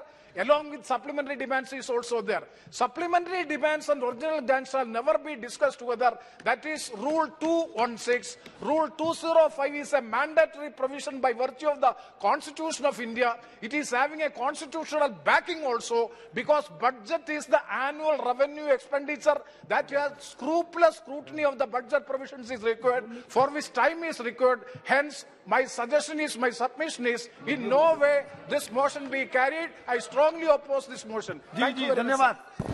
देखिए माननीय सदस्यगण, आपने अपनी आपत्ति दर्ज कर दी है।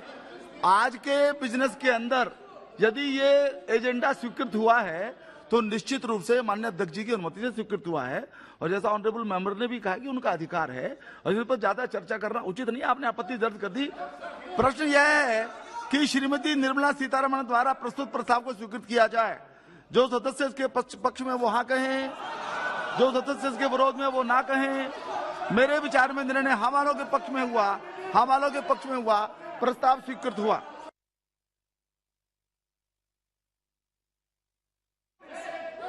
आदरणीय Baalu ji, zero hour begins now, please.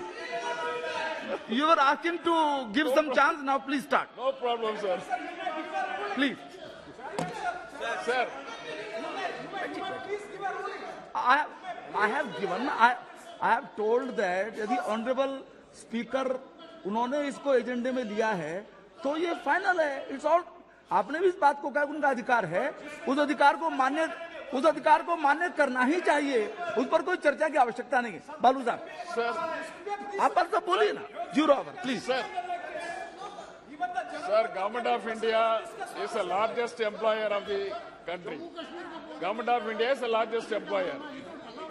Sir, more than 22.55 crores organized के बाद चर्चा होगी तब बोलिए। employees are there in this country. They are contributing EPF. Sir, in 2016, according to 7th Pay Commission, the employees are entitled to get 18,000 rupees as minimum wages. But Government of India has not come forward to extend 18,000 and divided by 2, 9,000 as pension per month. That means 9,000 rupees pension per month. They have to extend. But Government of India has not given any consent to 9,000. But they slashed to 3,000. Even after slashing to 3,000, they are not extending 3,000. They are extending only the minimum pension is 1,000 rupees only. I don't know what is the reason behind it.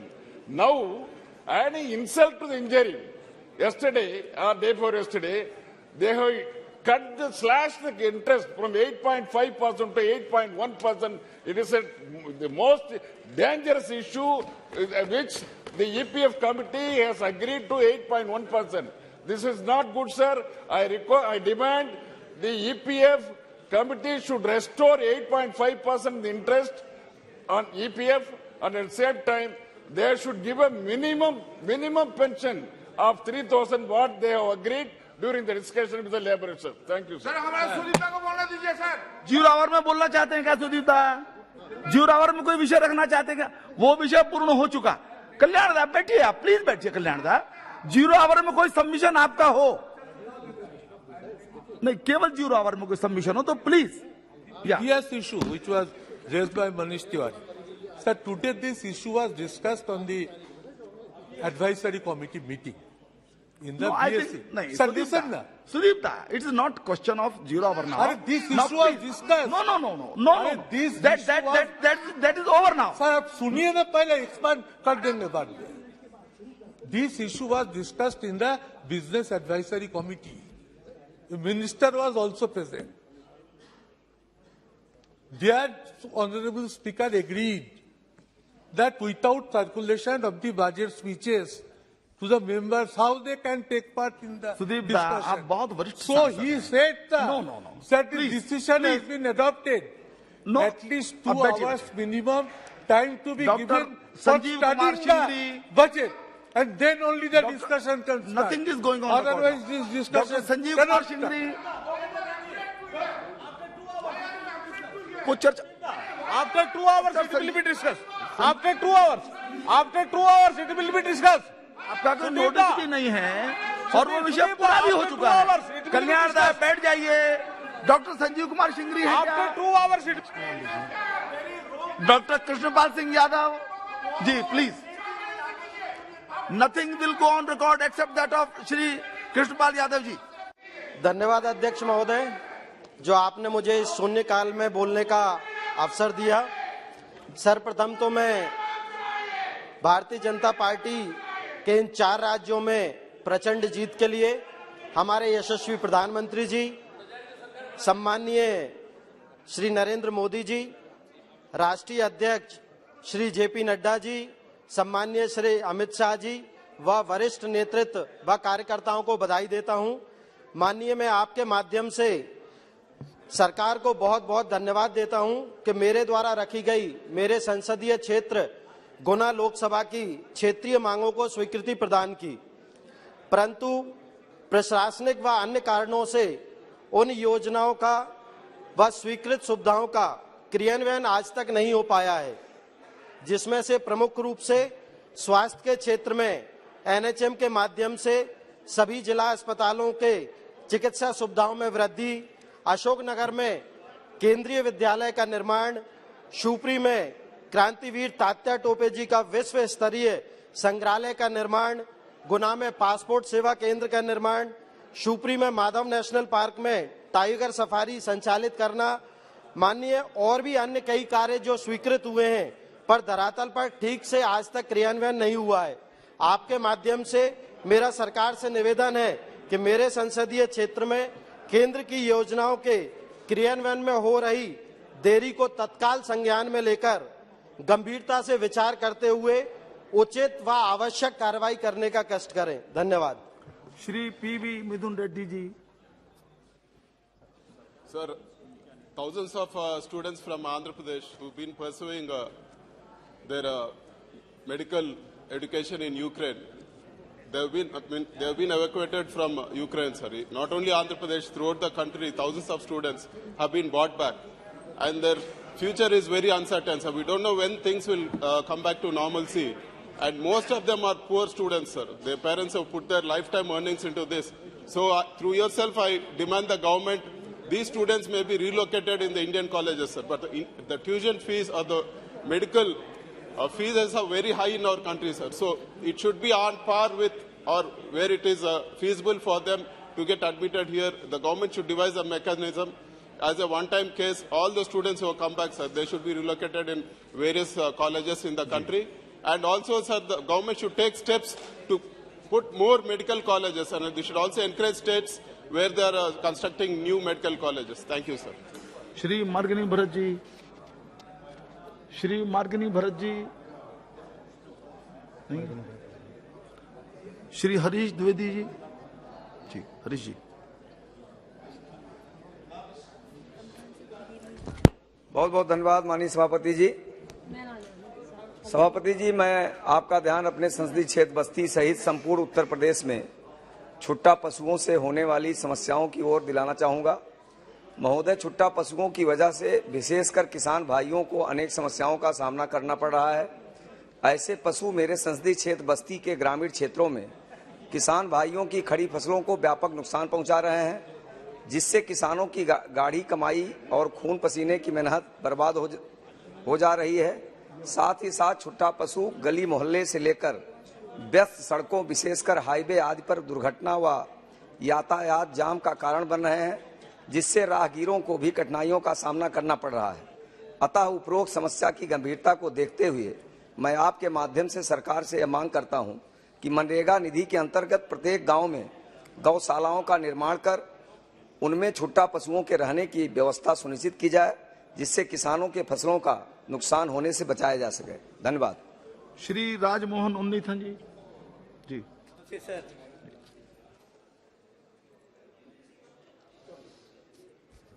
while we are rightly focusing on saving lives in Ukraine, I would like to take this opportunity to remind about the living. The incident that unfolded in Ukraine on 25th February 2022 have left the whole dumbstruck The crisis is one that Indians cannot ignore owing to sizable population of Indians who live in Ukraine. According to the data tabled by the Ministry of External Affairs in 2021, India had over 18,000 students enrolled in various universities in Ukraine. Almost a quarter of international students in Ukraine are Indians, more than Russia and France. The government of India claimed that over 15,920 Indian nationals have been brought back to India on 76 flights under the evacuation mission Operation Ganga. However, more than 1,000 students, mostly Keralites, are still trapped in Sumy. They are waging a grim battle for survival with supplies depleting, fast exit routes to safety blocked by fierce fighting. So I request the Honourable External Minister to take necessary and quick steps to bring back the Kerala students stranded in Sumy. As all we know, their life is at stake in Ukraine. It is also a fact that thousands of Indian students returning from war-torn Ukraine are facing the issue of rehabilitation. The course of events in Ukraine has dashed their hopes and dreams.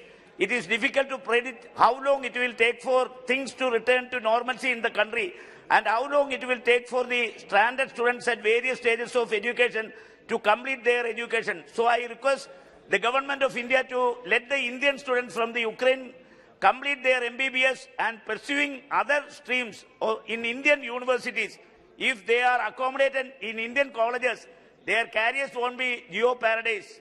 If not, their future will be in peril. Thank you very much, sir. Shri N.K. Premchandran ji. Thank you, Chairperson, sir. Sir, I would like to draw the attention of the Honourable Labour Minister, Bhupendra Singh Yadav ji, regarding the ESI ceiling limit.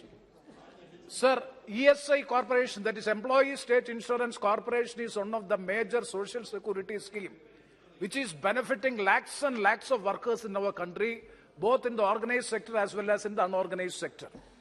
But it is quite unfortunate to note that the wage ceiling limit for the entitlement of ESI benefit scheme is rupees 21,000 per month. This 21,000 per month was fixed in the year 2017, January 1. Subsequent to 2017, January, so many revision of wages have took place, so many long-term agreements have come to place, and the living index has also increased like anything. But because of the salary has been enhanced, wages has been enhanced, lakhs and lakhs of workers were now out of the purview of the employees' state insurance scheme. So there is a proposal which is pending before the Labour Ministry that the wage ceiling limit has to be enhanced up to an amount of 50,000 or whatever it may be. So I urge upon the Honourable Minister to kindly respond whether the government is thinking to enhance the wage ceiling limit of ESI entitlement. If that be, please respond to this. I urge upon the government to enhance rupees 21,000 per month to 50,000 so that lakhs and lakhs of workers in the organized as well as unorganized sectors will be benefited by means of the ESI scheme. Now, ESI scheme is one of the best schemes prevailing in our country, getting super specialty treatment, even liver transplantation, everything is being getting. So kindly enhance the wage ceiling limit up to 50,000 rupees. Please respond, sir, because this is a very important issue as far as the workers are concerned. Sir, please. Sir, Chairman, sir.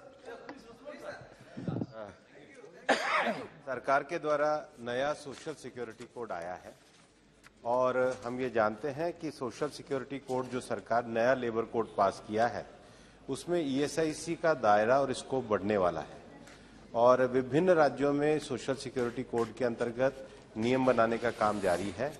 केवल social security code आने के बाद संगठित क्षेत्र नहीं, असंगठित क्षेत्र, gig worker और प्लेटफॉर्म वर्कर जैसे जो लोग हैं वो भी स्कीम में व्यापक रूप से स्वीकार किए जाएंगे। श्रम मंत्रालय द्वारा इसके फ्यूचर कैपेसिटी बिल्डिंग के लिए विभिन्न सब कमेटियों का गठन किया गया है, विभिन्न निर्णय बोर्ड के द्वारा लिए गए हैं और हम जानते हैं कि माननीय सदस्य महोदय ने भी जिस प्रकार कहा है कि one of the best scheme है, हम इसको सोशल सिक्योरिटी कोड के अंतर्गत विस्तृत करने का वैसे ही कार्य कर रहे हैं। डॉक्टर सुजय राधाकृष्ण जी, डॉक्टर सुजय राधाकृष्ण विखे पाटिल, श्री बालू भाई धानोरकर जी। धन्यवाद अध्यक्ष महोदय। महाराष्ट्र के चंद्रपूर जिला मध्यवर्ती सहकारी बैंक में संचालक मंडल का कार्यकाल 2012 से 2017 तक खत्म होने के बावजूद 2021 तक 2 बार नौकर भर्ती में आर्थिक घोटाले होने पर 2 क्रिमिनल केसेस दर्ज है। हाल ही में मार्च 2022 को महाराष्ट्र सरकार के सहकार विभाग ने 165 पदों को नौकरी भर्ती की मंजूरी दी है। माननीय सुप्रीम कोर्ट ने कोर्ट के जून 2021 के जारी आदेश में जिन जिला बैंकों के संचालक मंडल का कार्यकाल पूरा हुआ वहां प्रशासक नियुक्त करे और चुनाव हो, लेकिन सीडीसीसी बैंक पर प्रशासक नियुक्त नहीं किया। इसी बैंक ने जनरल मैनेजर पर धोखाधड़ी के 2 क्रिमिनल केसेस दर्ज होने पर भी रिजर्व बैंक, नाबार्ड और सहकार विभाग के गाइडलाइन की अवहेलना करके 2021 को जीएम नियुक्त किया। इन सब बातों पर कंप्लेंट होने पर भी महाराष्ट्र सरकार के सहकार विभाग ने कोई कार्रवाई सीडीसीसी बैंक पर नहीं की है। अध्यक्ष महोदय, एपीजी शिपयार्ड घोटाला देश के सबसे बड़ा बैंकिंग घोटाला है। 2014 के बाद 5 लाख करोड़ रुपए से अधिक की बैंक धोखाधड़ी हुई है। मैं किसी का नाम नहीं लूंगा, लेकिन हम सभी जानते हैं कि गुजरात राज्य से एक विशेष व्यवसायी है जिसे 2014 से सत्ता परिवर्तन के बाद एबीजी समूह को सबसे अधिक लाभ बैंकिंग धोखाधड़ी से हुआ है और इसी समूह को विशेष सुविधा के साथ जमीन भी दी गई थी। फिर भी सीबीआई के उनके खिलाफ मामला दर्ज करने के लिए 2 साल से अधिक समय लगा। मेरी सरकार से दरखास्त है कि सरकार और सहकार मंत्री जी क्या इसकी जांच के आदेश देंगे? धन्यवाद। Shri Saugata Rai ji. Sir, in the 0 hour I rise to oppose the privatization and disinvestment policy of the Government of India. The government should not take whatever victories the ruling party has had in assembly election to ride roughshod on the workers. Already it has shown its teeth by reducing the interest rate in Provident Fund from 8.5% to 8.1%. Now, our fear is that with this victory, the government will go for indiscriminate privatization of public sector in selling the family silver. The finance minister mentioned in her budget speech that Air India has already been disinvested. Neelachal Ispat Nigam has been selected. The public issue of the LIC is expected shortly. 2 banks, nationalized banks, are soon to be privatized. And not only that, I have got a list of 36 public sector undertakings which are listed for strategic disinvestment. They include Alloy Steel Plant, Bharat Petroleum Corporation, BEML Project Development, Ferroscrap Nigam, Bhadravati Steel, Bengal Chemical, ITDC, Hindustan Antibiotics, and all that. So the government is planning to sell all the airports to private parties. It is planning to sell the port to private parties. And in a big way, it is going for the disinvestment in the railways. On behalf of the people in my state, we oppose this indiscriminate policy of privatization. This is anti-labor, and corporations built up with people's money over the year is going to be given to private sector, who include Adanis, Ambanis, and now Tatas, who are the new favorite of the government. I totally oppose the disinvestment of public sector undertakings, including banks, railways, LICs, airports, ports, and big industries in the public sector. राजन बाबूराव विचारे जी। अध्यक्ष महोदय, मैं आपको धन्यवाद देता हूं। मेरे लोकसभा क्षेत्र के अंतर्गत आने वाला ठाणे रेलवे स्टेशन के पूर्व की ओर मल्टी मॉडल ट्रांजिट हब का निर्माण, जिसकी परियोजना की लागत 260 करोड़ रुपए है, जिसमें 50% राशि ठाणे स्मार्ट सिटी लिमिटेड द्वारा और 25% राशि राज्य सरकार और 25% राशि ठाणे कॉरपोरेशन खर्च करेगी। ठाणे रेलवे स्टेशन स्थान पूर्व दिशा में 2.4 किलोमीटर की लंबाई का उन्नत एलिवेटेड बस मार्ग, 18,000 स्क्वायर मीटर उन्नत बस डेक का निर्माण ठाणे स्मार्ट सिटी लिमिटेड द्वारा किया जा रहा है। मैं उन्नत बस डेक के ऊपर मध्य रेलवे के भविष्य में 16,000 स्क्वायर मीटर की व्यावसायिक इमारत का निर्माण करने, जिसका फायदा रेलवे को मिलेगा।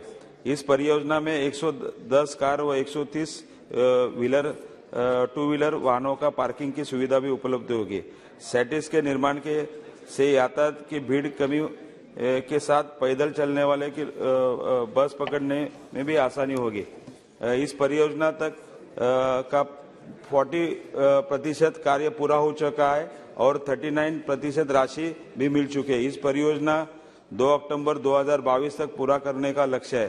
मैं आपके माध्यम से माननीय रेलवे मंत्री जी से निवेदन करता हूं कि इस परियोजना के बचे हुए काम को समय से पूरा करें और परियोजना में आवास और शहरी विकास मंत्रालय के अंतर्गत आने वाले ठाणे स्मार्ट सिटी लिमिटेड द्वारा मिलने वाली 50% निधि जल्द से जल्द उपलब्ध करने हेतु और परियोजना से संबंधित रुकावटों को भी जल्द से जल्द पूरा करने की संबंधित मध्य रेलवे विभाग को जरूरी दिशा निर्देश देने की कृपा करें। धन्यवाद। श्री के Suresh ji.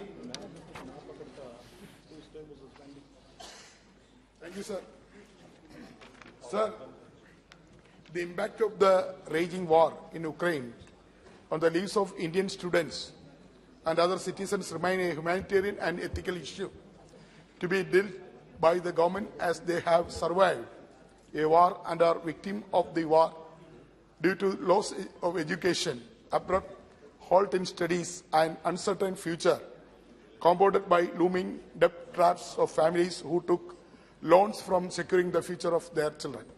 Sir, the government must devise and establish a comprehensive policy for ensuring the future of students and guarantee their education to be unaffected and compensation granted to the students for their losses and their emotional, physical well-being restored. Thus, the government announcement that students who return from the Ukraine will be able to complete their education in India after screening test. And this entire process must be constricted in a student-friendly manner, where the condition of students who are suffering trauma must be given consideration. The majority of students who have returned from Ukraine, their families are staring the significant debits, and by taking note the situation, that is an act of war, which neither the student nor their families could foresee and is absolutely unexpected. By taking this fact into consideration, their education loan must be waived. The students who have faced emotional trauma must be provided with a specialized care to help them overcome the terrifying experience they had to face the battle zone. The students must also be given supporting hand by the government to find their own livelihood. By sensing the shortcoming in coordination and evacuation mission, the government must appoint a student welfare wing in every embassy and consular office of Indian foreign countries that will be function round clock and master control room to be set up the External Affairs Ministry headquarters as policy intervention mechanism for every eventuality arising against the Indian students. So, therefore, I would like to request through you, sir, Honorable External Affairs Minister, come forward the House to make a statement in this regard. Thank you, sir. Shri Bellana Chandrasekhar ji. Ji. Thank you, Honorable Chairperson, sir. I stand here to raise the important issue pertaining to Pondur Khadi, sir. The Pondur town is located in the Srikakulam district of Andhra Pradesh. For several decades, the Weaver families belongs to backward Padmasali and Devanga communities in Pondur have been spinning khadi Therefore, the Khadi is a popularly known as Pundur Khadi. The Pundur Khadi has shown its mark during the Indian freedom movement. The Khadi became the favorite handmade garment of Mahatma Gandhi. Fabrics and Pundur village are spun using the special variety of indigenous red and heel cotton. This cotton is mostly brought from Nimalavalsa village in the Laver Mandal of Srikakulam district. Moreover, weavers used to single spindle for spinning the fabrics. The usage of both red cotton and a single spindle for spinning the fabric makes Pundur Khadi garments unique in terms of quality and quantity. The geographical indication could help the Pundur Khadi gain prominence in the domestic and international market and boost exports of the fabric while providing legal protection. Further, I wish to inform that Srimati Nirmala Sitharaman, Honorable Minister for Finance, visited Pundur and conveyed her satisfaction and about Pundur Khadi. Hence, I request the Minister of Commerce and Industry to take steps towards issuing a geographical identification tag for Pundur Khadi. The geographical identification will help promote the market to produce for the benefit of Pundur weavers and spinners. Thank you, sir.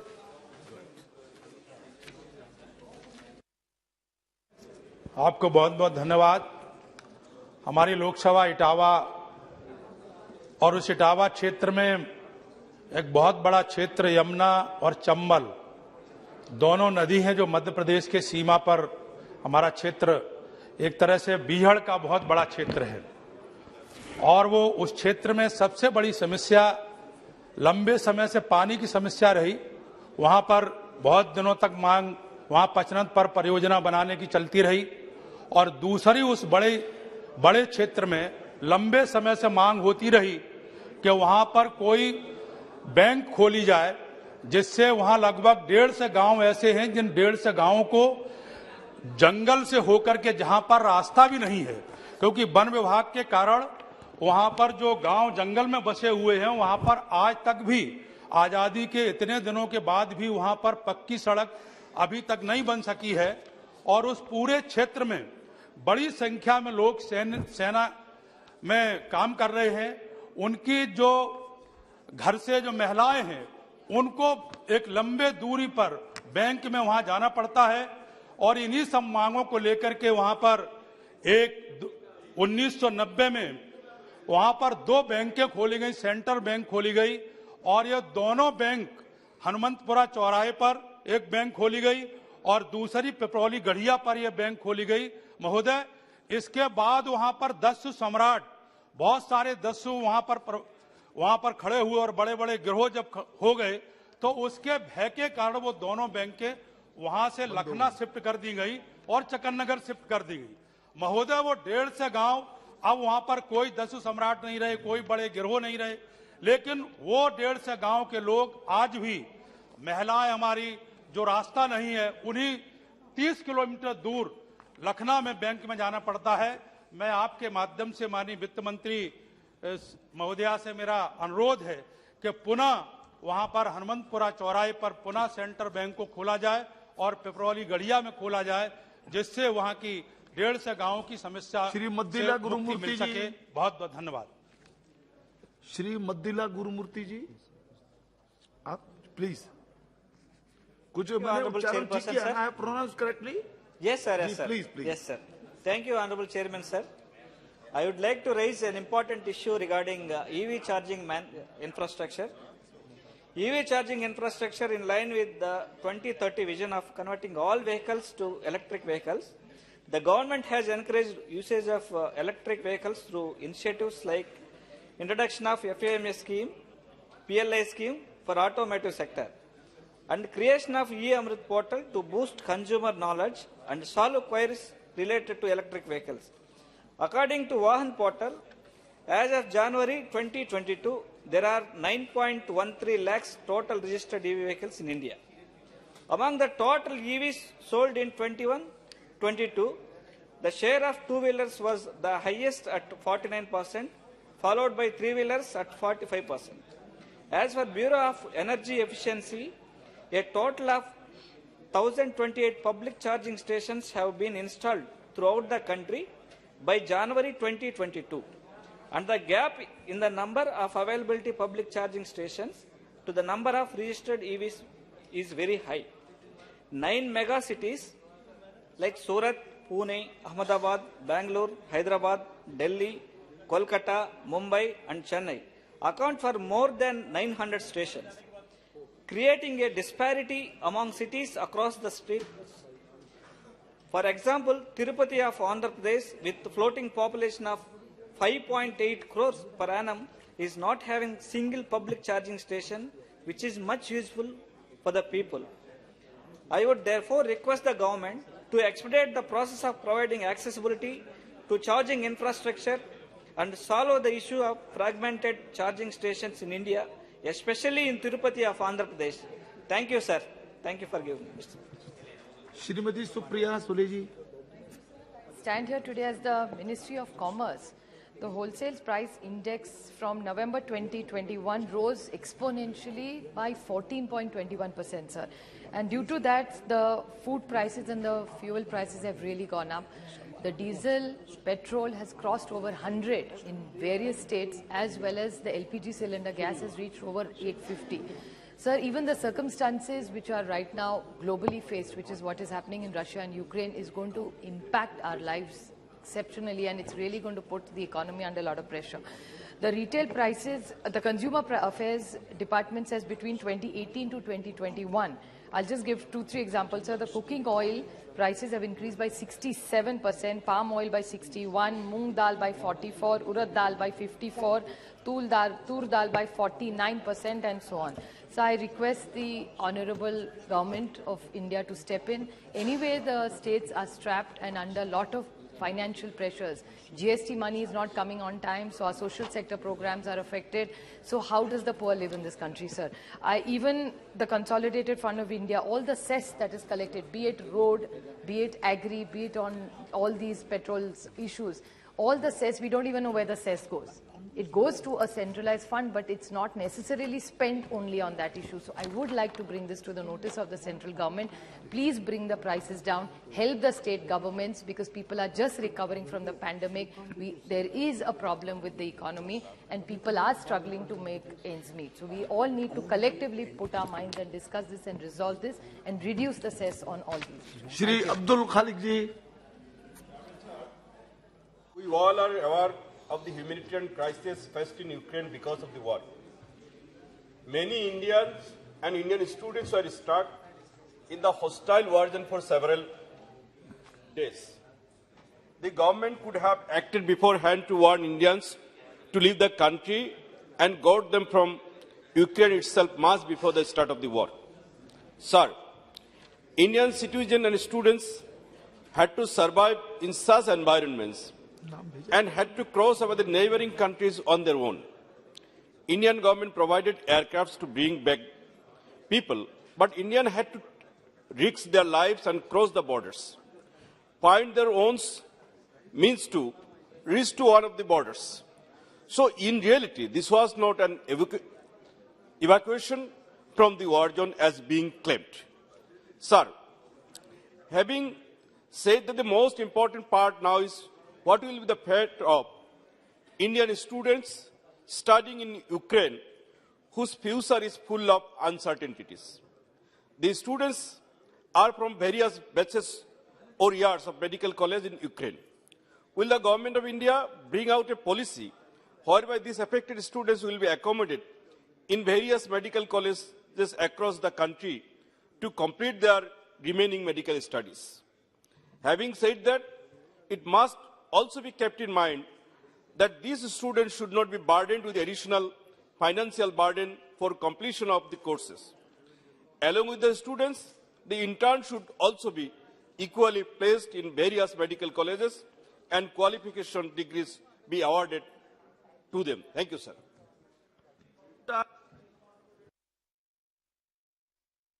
Ji.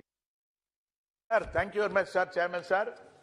Sir, now I would like to bring to your knowledge, sir, the number of seats, MD, MS seats, vacant in our country due to very high cutoff score of NEET PG, sir. As per the data available in public domain, in the year of 2020 and 2019, total 4,614 seats and 4,002 of MD MBS seats remained vacant respectively, sir. Sir, the criteria of getting into that PG, MBBS students to qualify is based on 50%. Although cutoff percentage reduces after two rounds of medical counseling, still yet 4,614 MD/MS seats are vacant, sir, in our country, sir. So my request to you, sir, the cutoff, high cutoff score has to be reduced further, sir. Otherwise, we'll be losing a lot of valuable doctors in our country. You know, sir, very well, sir, COVID-19 period, we have struggled for the doctors. So I request through you, sir, Honorable the Health Minister also, to look into that, sir, mainly that, so reduce the cutoff marks. That is the main thing, sir. And my one more submission, sir. All our colleagues are also discussed about that, the students from Ukraine have come back. Actually, in my parliamentary constituency also, a lot of people have come back, sir. Students also, sir. Our Honorable Chief Minister, Y.S. Jagannath Reddy Garu has made a special team for bringing up the students also, sir. And their further continuation is in a question mark only. So they have to be accommodated here also in the Indian medical colleges, especially at what reasonable rates. Otherwise, see why the people students have gone abroad is because the fee is very low there, sir. So this has to be taken into that as an emergency, sir. And it has to be considered, sir. Thank you very much. Cut off के बारे में तो शायद कोई निर्णय हुआ है, cut off के बारे में कोई निर्णय हुआ है शायद. चलिए.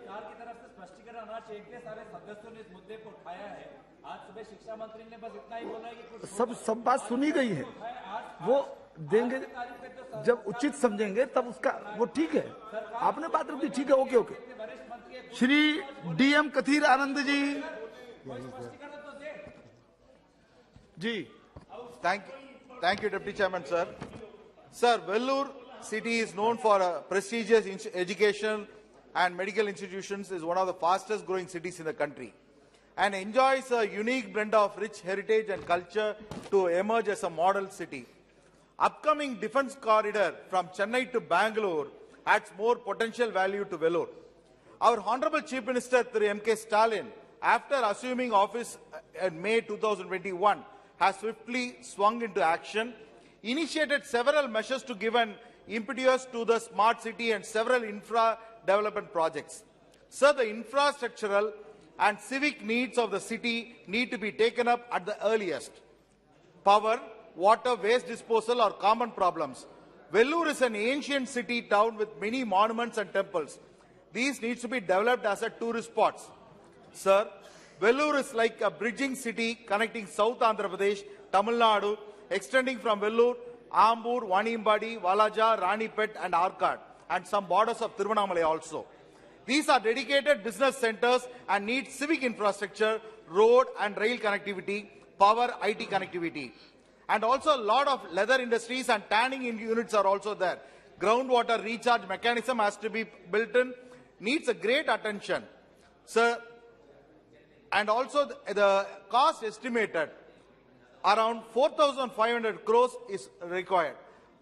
In the previous years, Vellore has been selected as one of the model city and money has been 1,000 crores has been put in and still only a 50, not even 25% has been completed in Vellore. Rest of the city has to be also developed. We need infra projects. Therefore, through you, I request the Honorable Finance Minister and also the Treasury bench to allocate nearly about 4,000 to 4,500 crores for the Vellore city project. And also, sir, I would like to ask through you, sir, from Chennai to Bangalore, if you are on the Nahai highway, whenever if you have any accidents happen on the road, there are no medical institutions on the road because a lot of accidents are taking place. Therefore, through you, the need of the hour, I request the Nahai agency to install first aid mechanism on the road, sir. Thank you, sir. Shri Khagen Murmu ji. धन्यवाद सभापति महोदय. आपने जो मुझे अपने वक्तव्य को बांग्ला भाषा में रखने का अनुमति प्रदान किया है, इसके लिए मैं आपका आभार व्यक्त करता हूँ। माननीय सभापति महोदय, আমি আপনার মাধ্যমে এই পবিত্র সদনে আমার নির্বাচন ক্ষেত্রের ব্যস্ততম মালদা টাউন রেলওয়ে স্টেশন, যেখান থেকে প্রতিদিন চিকিৎসার জন্য, ব্যবসা বাণিজ্যের জন্য এবং ব্যক্তিগত জরুরি কাজে সহস্রাধিক সংখ্যায় মানুষ দিল্লি, বেঙ্গালুরু, চেন্নাই সহ বিভিন্ন ভারতের বিভিন্ন স্থানে দক্ষিণ ভারতের বিভিন্ন স্থানে যাতায়াত করেন। মহোদয়, যাত্রী সংখ্যার তুলনায় মালদা টাউন স্টেশনের উপর দিয়ে যাতায়াতকারী ট্রেনের সংখ্যা ও বরাদ্দ অনুযায়ী আসন সংখ্যা অনেক কম, তাই যাত্রীদের কনফার্ম টিকিট না পাওয়ার ফলে খুবই অসুবিধার সম্মুখীন হতে হচ্ছে। তাই মাননীয় অধ্যক্ষ মহোদয়, আপনার মাধ্যমে রেলওয়ে বিভাগের মাননীয় মন্ত্রীর দৃষ্টি আকর্ষণ করে নিম্নলিখিত প্রস্তাব রাখতে চাই। মহোদয়, আমার প্রথম প্রস্তাব, মালদা টাউন স্টেশন থেকে দিল্লি, চেন্নাই, বেঙ্গালুরু নতুন সুপারফাস্ট প্রিমিয়াম এক্সপ্রেস ট্রেন চালু করা হোক। দ্বিতীয় প্রস্তাব, বন্দে ভারত এক্সপ্রেস ট্রেনের স্টপেজ মালদা টাউন স্টেশনে দেওয়া হোক এবং প্রতিটি শ্রেণীতে কমপক্ষে একটি করে কোচ মালদার জন্য বরাদ্দ করা হোক। এবং তৃতীয় প্রস্তাব, মালদা টাউন স্টেশনের উপর দিয়ে যাতায়াতকারী প্রত্যেকটি দূরপাল্লার ট্রেনগুলিতে বরাদ্দ আসন সংখ্যা বৃদ্ধি করা হোক। ধন্যবাদ মহোদয়। श्री सुनील बाबूराव मेढे। धन्यवाद सभापति महोदय।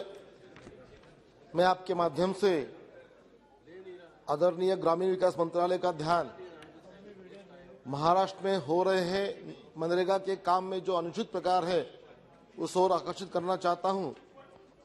जहां तक महाराष्ट्र की बात है, करीब 800 करोड़ रुपए की राशि अभी तक के मनरेगा की जो खर्च नहीं हुई है वो उन्हें स्किल काम के ऊपर खर्च करनी है, आवंटित करनी है। मगर जहां तक वो लोग स्थानिक एमएलए को विश्वास में रखते हुए बिना ग्राम पंचायत के ध्यान में लाते हुए डायरेक्टली सभी काम महाराष्ट्र सरकार मंत्रालय की ओर से एक यादी निकालती है और जो एमएलए उनको चाहते हैं उन लोगों को डायरेक्ट वो काम दिए जाते हैं जो अनुचित प्रक्रिया का पालन है।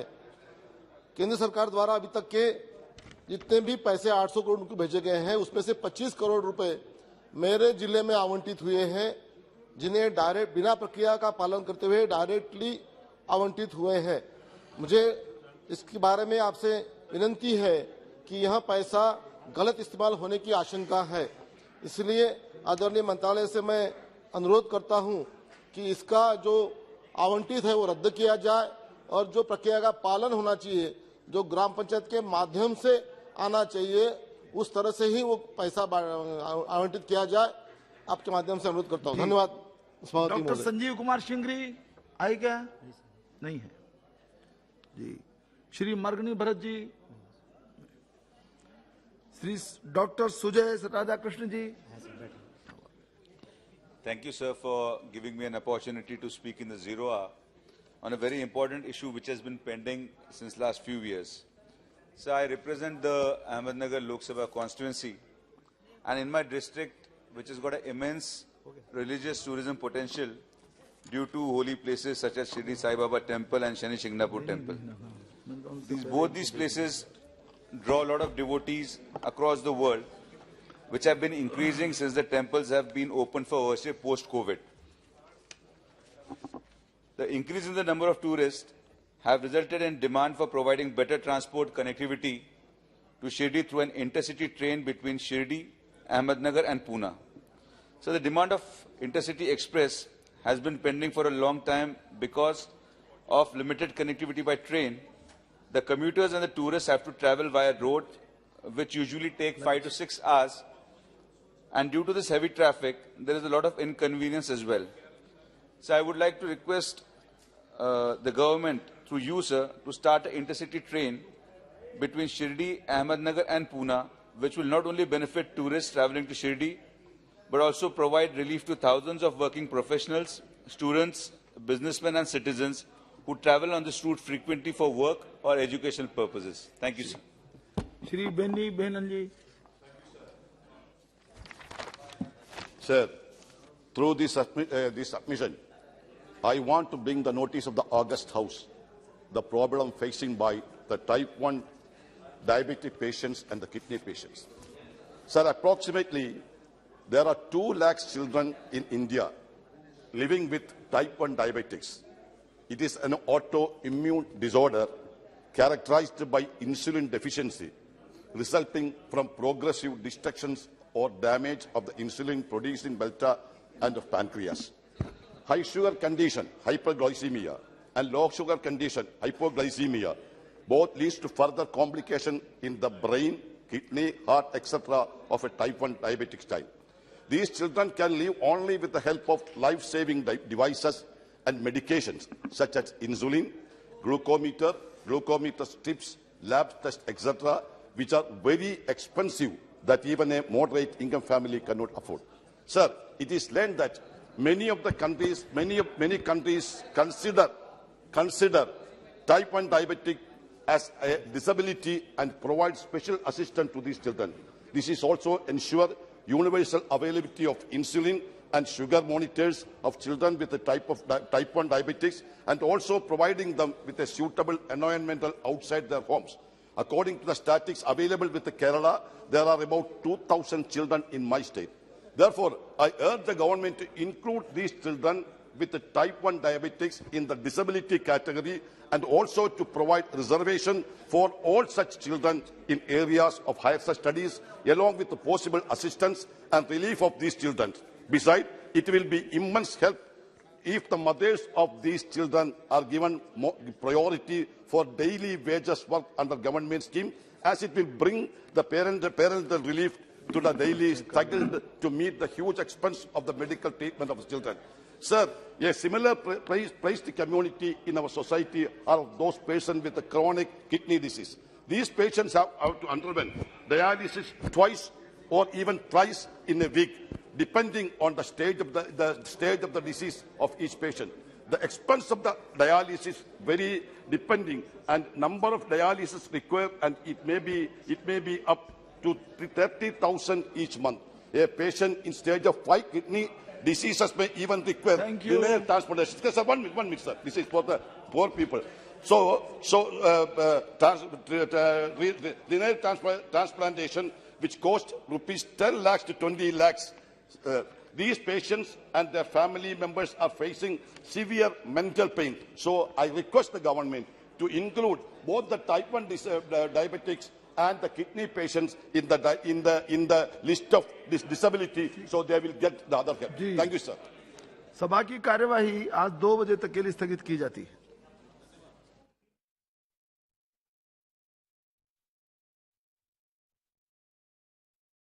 Ultimately, Business Advisory Committee, of course, takes decision, but the ultimate decision is taken by the Speaker. No, I am not questioning the direction or the decision of the Honorable Speaker. If the Speaker took the view, it's okay, fine. But no, your point has been taken. One thing that one more point.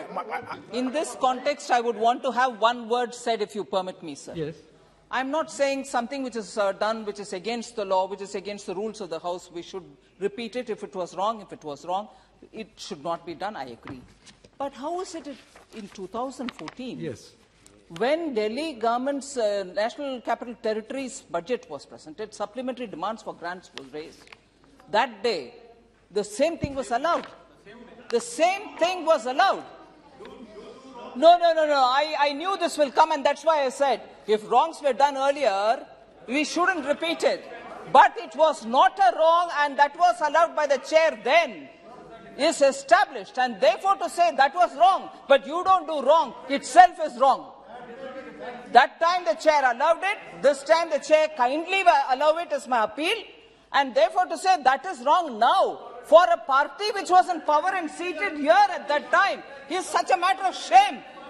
You'll do it, and the chair will allow it at that time, whereas it's not right now. How is that, sir? सभापति महोदय, मैं सुबह से opposition को सुन रहा हूं। ये rule coat कर रहे हैं सर लोकसभा का। कोट करें, हम लोग सभी लोकसभा के सदस्य हैं, रूल से बाइंडेड है, लेकिन जो भारत का संविधान है सर, यही बाइबल है, यही रामायण है, यही महाभारत है। इसका 357 और 118 यदि पढ़ ले हमारे दोनों बड़े अच्छे वकील हैं सर, प्रेमचंद्रन साहब और मनीष तिवारी साहब, तो शायद मुझे नहीं लगता कि कोई बहस की गुंजाइश है।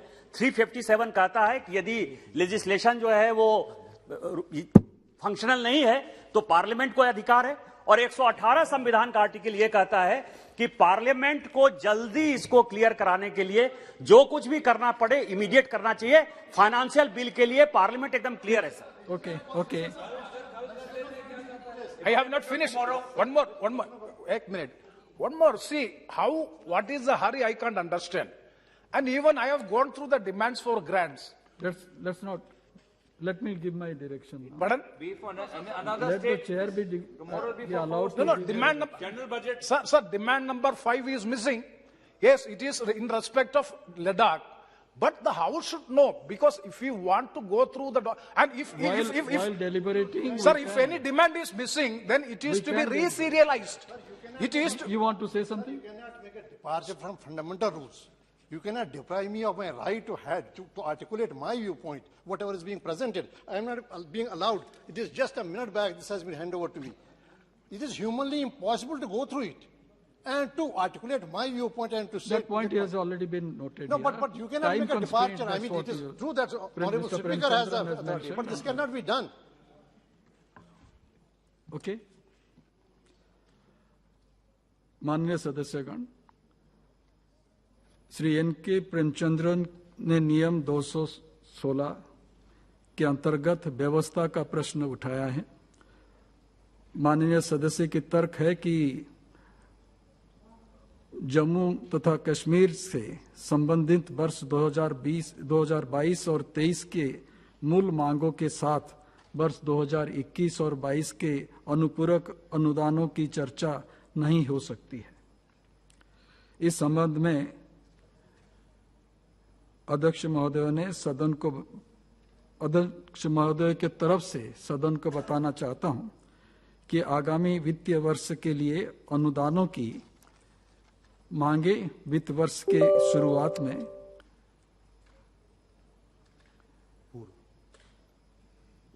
पूर्व ही प्रस्तुत की जाती है और पारित भी होती है।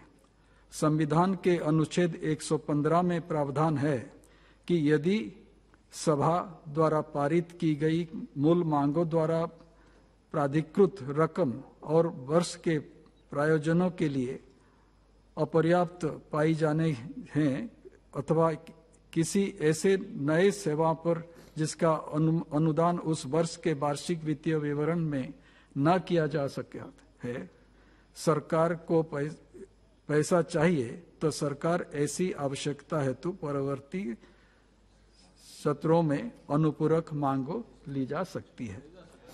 जब ऐसे अनुपूरक मांग किसी सत्र में सदन के सामने लाई जाती है, उस स्थिति में नियम 116 यह निषेध करता है कि अनुपूरक अनुदानों पर बोलने समय सदस्य उन मूल मांगों पर चर्चा न करें जो सभा द्वारा पहले ही सामान्यतः बजट सत्र में पारित की जा चुकी है। अतः अनुपूरक मांगों पर बोलते समय सदस्य केवल उन्हीं मांगों पर बोलें जिनसे अनुपूरक मांग बनी है। सदस्य पहले ही पारित मूल मांगों की चर्चा में लाएं। मत संख्या 25 पर सूचीबद्ध मूल मांग आगामी वित्तीय वर्ष 2022-23 के लिए रकम का प्रावधान करने के बारे में है, जबकि मत संख्या 26 पर सूचीबद्ध अनुपूरक अनुदान वित्त वर्ष 21-22 से संबंधित है। वर्ष 1921-22 की मूल मांगे ये सदन पहले ही 18 मार्च 2021 को पारित कर चुका है। मत संख्या 25 पर सूचीबद्ध आगामी वित्तीय वर्ष के लिए अनुदानों की मूल मांगों तथा मत संख्या 26 पर सूचीबद्ध अनुपूरक मांगों का परस्पर कोई संबंध नहीं है और इन पर एक साथ चर्चा करने से नियम 216 का उल्लंघन नहीं होता है। अतः मैं व्यवस्था के प्रश्न की खारिज करता हूं।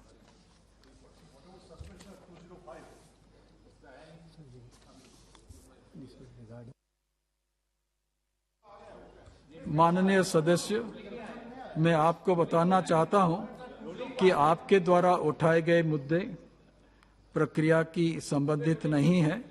ये मुद्दा इसलिए व्यवस्था का प्रश्न नहीं है। माननीय मंत्री जी इस विषय की जांच करवा लें।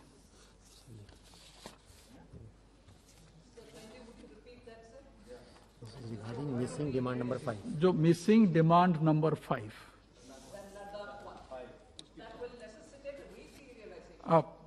आप बता दीजिएगा।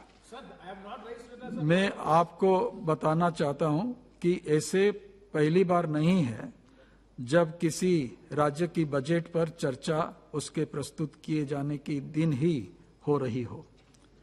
पूर्व में भी राज्य की बजट एक ही दिन प्रस्तुत किए गए हैं तथा चर्चा के लिए गए हैं।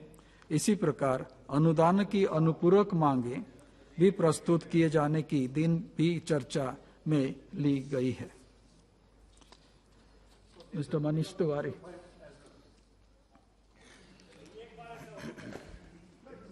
कई बार।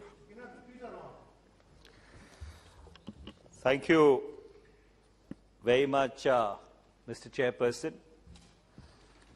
Before I commence the discussion on the budget and the demand for grants for Jammu and Kashmir, may I once again reiterate my objection that Rule 205 of the Rules of Procedure and the Conduct of Business of the Lok Sabha is a fundamental rule.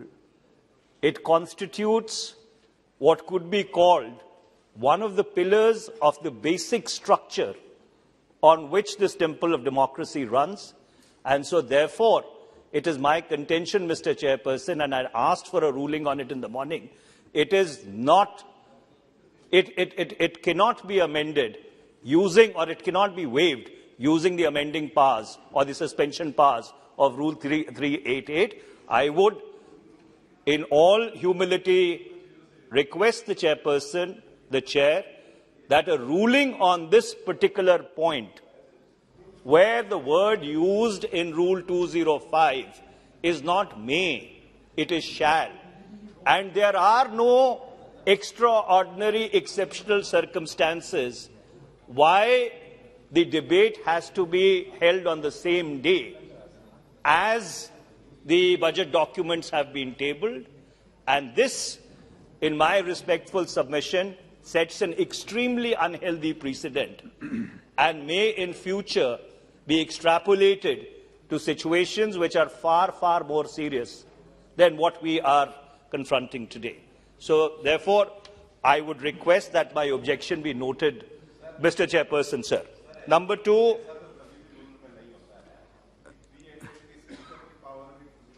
Yadav Sahab, I have requested for a ruling because in my estimation 205 I'm not Yadav Sahab, I am not yielding. मैं आपको disturb नहीं करना चाहता हूं, पर 388 में power speaker को है, उसको अंडरमाइन नहीं करना। मैं यही आपको कहना चाहता हूं कि कुछ ऐसे रूल्स हैं जो इस नियमावली का बेसिक स्ट्रक्चर है और मैं इसके ऊपर अध्यक्ष महोदय से रूलिंग चाहता हूं कि क्या वो रूल जिसमें शब्द इस्तेमाल किया गया है the house shall not discuss, can those rules be suspended? Why did you do it in 2014? That also you please explain. Well, you should have pointed it out in 2014.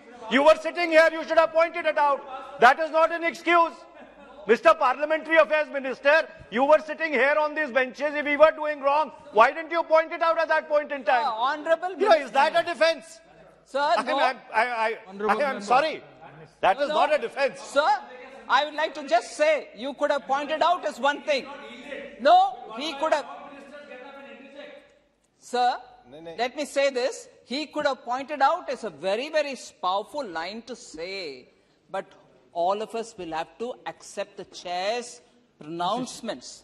We followed that in 2014.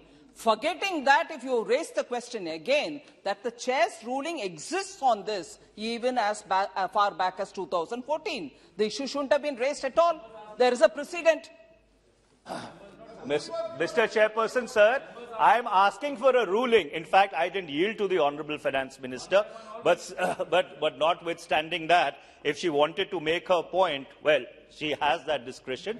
But I would again like to reiterate before I start this discussion, Mr. Chairperson, that on this particular point, with regard to the budget, which is the sacrosanct duty of this House, can a violation of procedure in this manner be done? My second fundamental objection, Mr. Chair, and I would request you, please do not subtract this from my time. Jammu and Kashmir is not the only union territory in this country. Jammu Kashmir कोई अकेला केंद्र शासित प्रदेश तो है नहीं.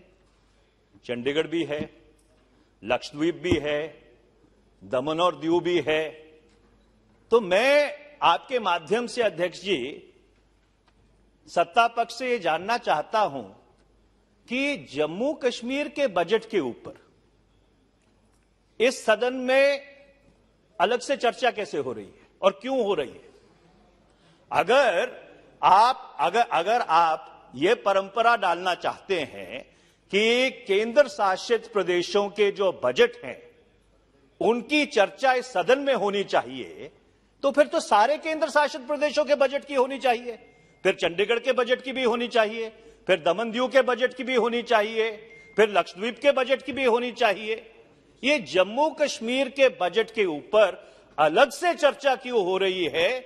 ये अध्यक्ष जी एक व्यवस्था का विषय है और इसके ऊपर भी मैं ये उम्मीद करूंगा कि चेयर की तरफ से इसके ऊपर कोई ना कोई रूलिंग दी जानी चाहिए कि क्या ये परंपरा अगर हम डाल रहे हैं तो अगली बारी हर केंद्र शासित प्रदेश के बजट की चर्चा इस हाउस में होगी.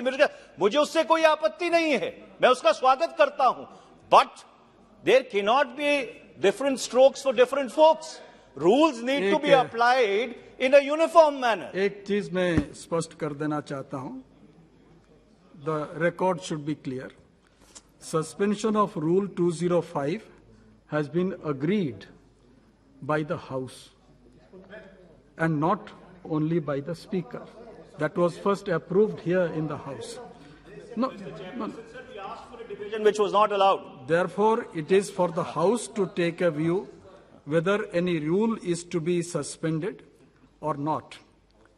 When any such motion for suspension is brought before the House by Honourable Minister or any other member, subject to permission of Honourable Speaker.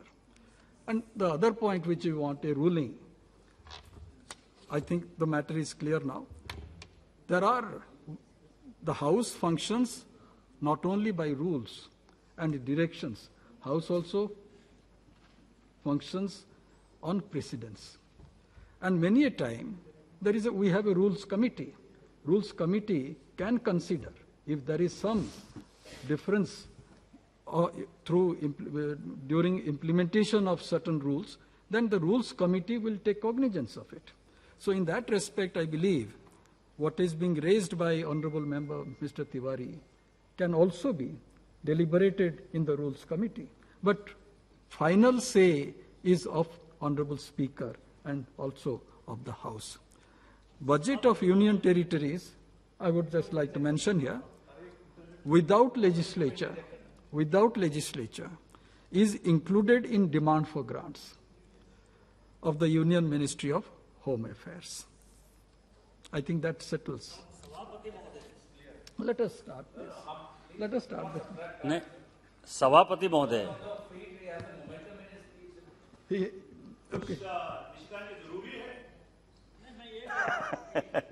नहीं है तो मैं बैठ जाता हूं. मनीष जी सीनियर मेंबर हैं और मैं उनकी बहुत रेस्पेक्ट करता हूं. मतलब जब वो अपनी सरकार में भी थे तो कई एक बार उन्होंने जो देश के लिए जेन्युइन चीज थी वो उठाया, इसलिए मैं उनकी रेस्पेक्ट करता हूं. संजोग से हम दोनों साथ ही इस पार्लियामेंट में आए. मैं ये देख रहा हूं पहली बार, और मुझे आश्चर्य हो रहा है कि मनीष तिवारी जी कह रहे हैं सभी रूल का जो अंतिम जिस्ट है सर 389, जिसके बारे में आपने जिक्र किया कि वो स्पीकर को इस सभा को संचालित करने के लिए सारा अधिकार देता है कि स्पीकर सारे रूल को, सारे कानून को स्थगित कर सकते हैं और 389 के बाद यदि स्पीकर की रूलिंग आ गई है फिर इसके ऊपर चर्चा कहीं से मैं उचित नहीं समझता हूं। ठीक, okay, thank you mister Tiwari. अध्यक्ष जी, आपका बहुत बहुत धन्यवाद।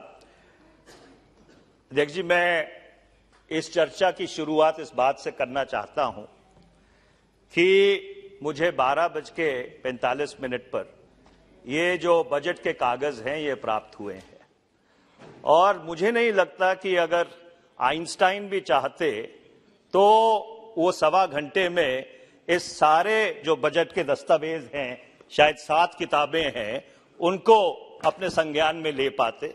और मैं अपने आप को कोई आइंस्टाइन नहीं मानता हूं और इसलिए I would like to plead ignorance that I have not been able to read this budget. And I would like to place it on record that it is humanly possible to read this budget.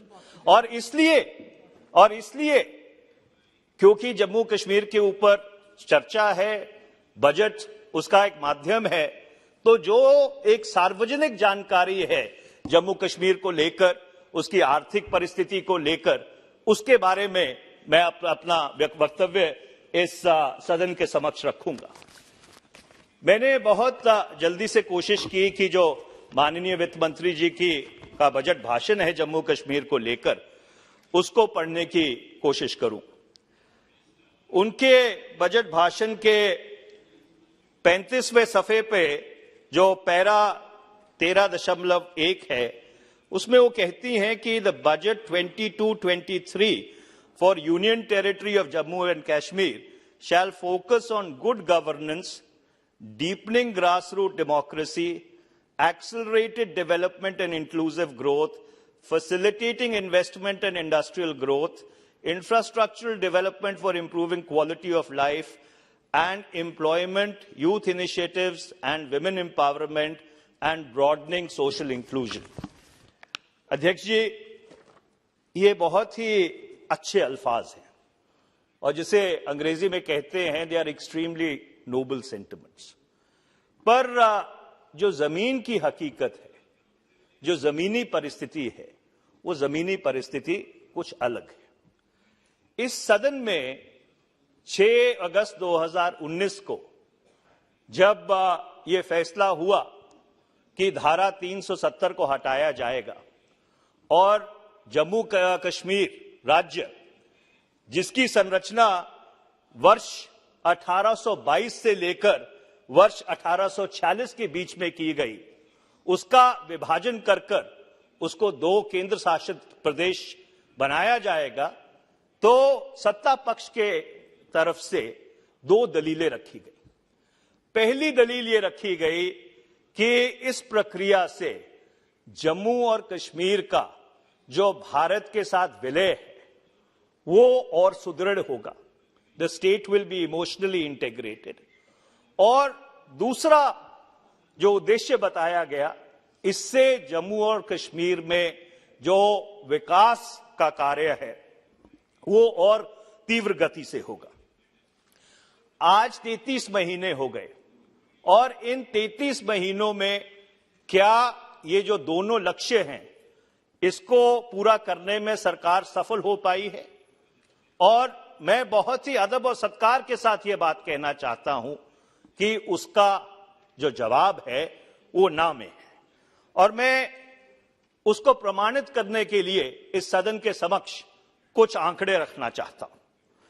आज भी जम्मू कश्मीर में जो कानून और व्यवस्था की परिस्थिति है वो चिंताजनक है और जितनी परिस्थिति 2019 में संवेदनशील थी, 2022 में भी स्थिति उससे ज्यादा ही असंवेदनशील है।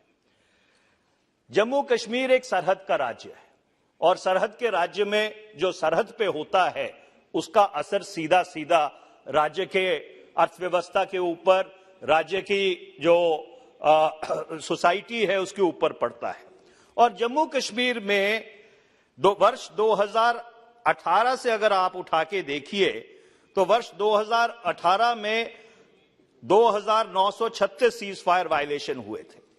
2019 में जब धारा 370 को हटाया गया और प्रदेश को केंद्र शासित प्रदेश बनाया गया तो यह बढ़कर 3279 हो गए। वर्ष 2020 में ये 5100 हो गए और वर्ष 2021 में इसके बावजूद कि पाकिस्तान के साथ एक सीज फायर एग्रीमेंट के ऊपर आम सहमति बनी, वर्ष 2021 में भी जो ये सीज फायर वायलेशन थे ये 664 थे।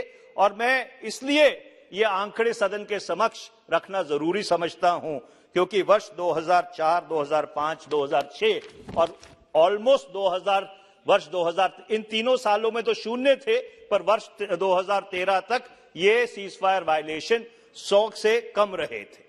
और ये जो आंकड़े हैं ये इसलिए भी महत्वपूर्ण है क्योंकि अप्रैल 2020 से जो पूर्वी लद्दाख में परिस्थिति है वो अत्यंत ही संवेदनशील है।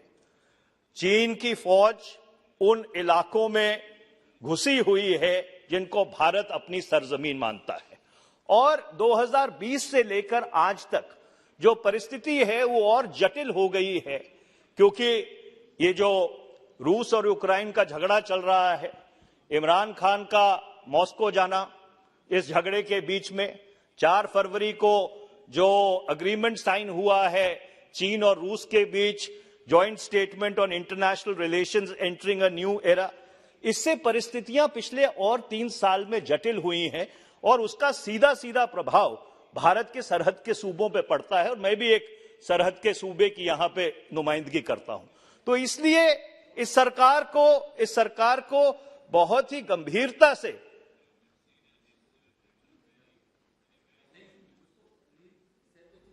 बोल रहे हैं जम्मू कश्मीर की व्यवस्था पे, वहाँ के वायलेंस पे, वहाँ की घटनाओं पे, उस पे जो उनका बयान आ रहा है वह बयान सही नहीं है, गलत है। आप हम नहीं बिल्कुल। और दूसरा कि अभी इसी सदन को अवगत कराया गया है फर्स्ट सिटिंग में कि क्या वहाँ की स्थिति है, इसलिए एक क्वेश्चन था और एक क्वेश्चन था और विपक्ष का क्वेश्चन था। तो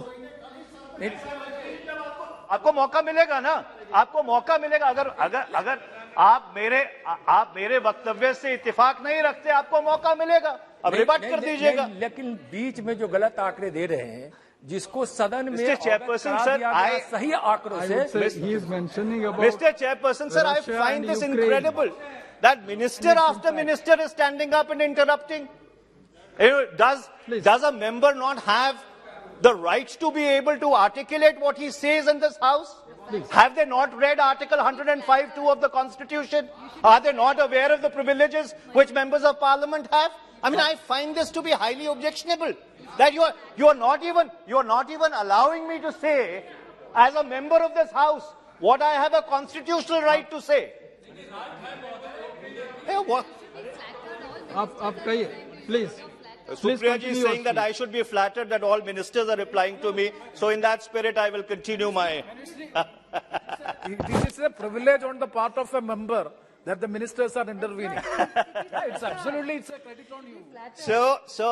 So मैं अध्यक्ष जी बहुत ही जिम्मेवारी से ये बात कह रहा हूं कि सरकार को इस पे बहुत गंभीरता से चिंता करनी चाहिए कि 2019 में जो कदम उठाए गए उससे जो भारत की सरहद के ऊपर परिस्थिति है वो सुदृढ़ हुई, मजबूत हुई कि उसके ऊपर जो चिंताएं हैं भारत की वो बढ़ी है। ये एक बहुत ही गंभीर संवेदनशील सवाल है और मैं ये उम्मीद करूंगा कि सरकार इसको जरूर अपने संज्ञान में ले। दूसरा सवाल मैं अध्यक्ष जी उठाना चाहता हूं, जो आज मैं सुबह एक सरकारी आंकड़े पढ़ रहा था और उस वक्तव्य में ये लिखा था कि 70% जो जम्मू कश्मीर के नौजवान हैं जो आतंकवादी गतिविधियों में शामिल हुए उनको मार गिराया गया 70% of those locals who had joined the militancy were neutralized. पर जो चिंता का विषय है वो चिंता का विषय ये है कि क्या वर्ष 2019 से जो लोकल नौजवानों का इस आतंकवादी गतिविधियों में उनकी इन्वॉल्वमेंट है कि क्या वो बढ़ी है, और अगर बढ़ी है तो ये एक बहुत ही चिंता का विषय है। और मैं उम्मीद करूंगा कि सरकार जरूर इसको बहुत ही गंभीरता से अपने संज्ञान में ले। तीसरी चीज जो मैं कहना चाहता हूं अध्यक्ष जी, कि इस सदन में 8 अगस्त 2019 को माननीय प्रधानमंत्री जी ने कहा था, और 18 अक्टूबर 2020 को माननीय गृह मंत्री जी ने कहा था कि जम्मू और कश्मीर के स्टेटहुड का जो विषय है उसके ऊपर जल्द निर्णय होगा, जल्द फैसला होगा। आज हम मार्च 2022 में हैं।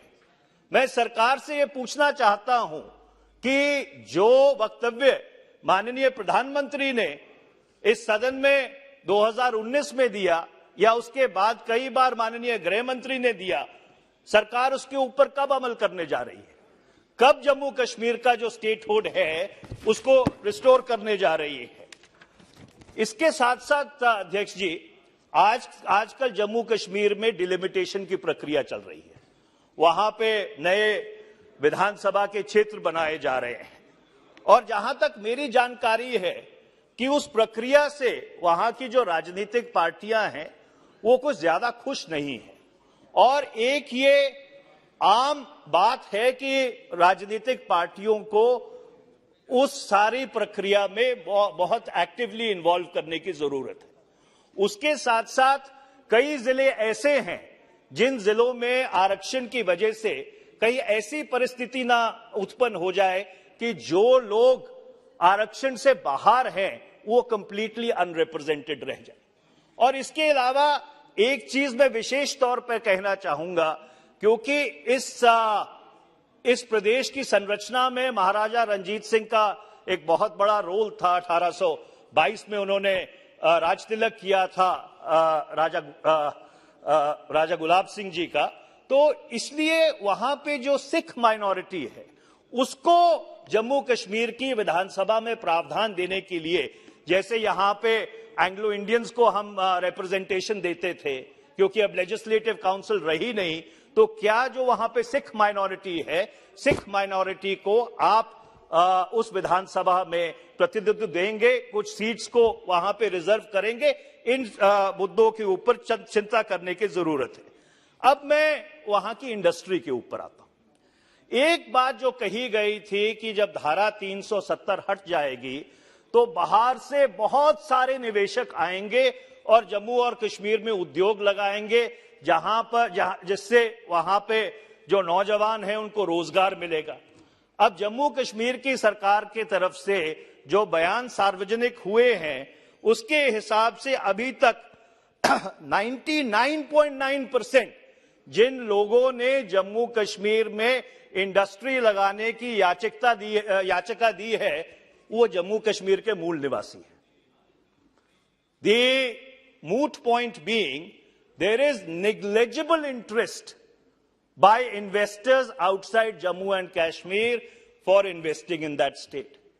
अब आप स्टेट की इंडस्ट्री की हालत देख लीजिए, और मैंने ये आंकड़े सदन के समक्ष एक बारी पहले भी रखे थे कि कश्मीर में तो इंडस्ट्री है नहीं।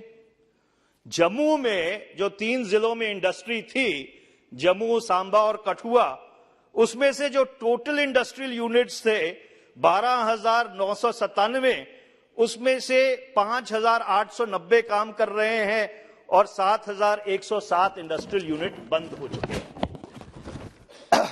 और अध्यक्ष जी, ये बहुत चिंता की बात है कि अगस्त 2019 में जब धारा 370 को हटाया गया और जम्मू कश्मीर को केंद्र शासित प्रदेश बनाया गया, तो पहले 4 महीने में ही जो ह्यूमन राइट्स इन J&K करके एक संगठन है, उसके हिसाब से बहुत बड़ा माली नुकसान हुआ है। और अगर Jammu Kashmir chamber of commerce के आंकड़ों को आप संज्ञान में ले, पहले 120 दिन में 17,877 करोड़ का नुकसान हुआ है। और सबसे ज्यादा नुकसान पर्यटन और हैंडीक्राफ्ट्स, जो बेसिक इंडस्ट्री है जम्मू एंड कश्मीर की, टूरिज्म और हैंडीक्राफ्ट्स को सबसे ज्यादा नुकसान हुआ है। मैं ये सारी बातें सदन के समक्ष इसलिए रख रहा हूं क्योंकि इन पिछले 3 वर्षों में जम्मू कश्मीर एक बहुत ज्यादा ही कठिन परिस्थिति से गुजरा है। चाहे आप इंटरनेट शटडाउन की बात कर लीजिए, 5 अगस्त 2019 से मार्च 2020 तक 2213 दिन इंटरनेट बंद रहा। मार्च 2020 से लेकर मार्च 2022 तक 100 बारी इंटरनेट को बंद करना पड़ा। जो अनएम्प्लॉयमेंट रेट था वो जम्मू कश्मीर का पूरे अगर भारत को संज्ञान में ले तो उस मात्रा में unemployment rate Jammu and Kashmir का अभी भी बहुत ऊपर है। इसके अलावा स्कूल बहुत सारे दिन वहां पे बंद रहे। तो कहने का मेरा तात्पर्य यह है अध्यक्ष जी कि जिस विचारात्मक उद्देश्य को लेकर यह सरकार अगस्त 2019 में चली थी कि आर्टिकल 370 को, धारा 370 को धराशायी करके और जम्मू कश्मीर को केंद्र शासित प्रदेश बनाकर जम्मू और कश्मीर का विकास, तरक्की, उनके नौजवानों को रोजगार, उनके जो इंडस्ट्री है उसकी खुशहाली होगी, क्या उन उद्देश्यों में सरकार सफल हो पाई है?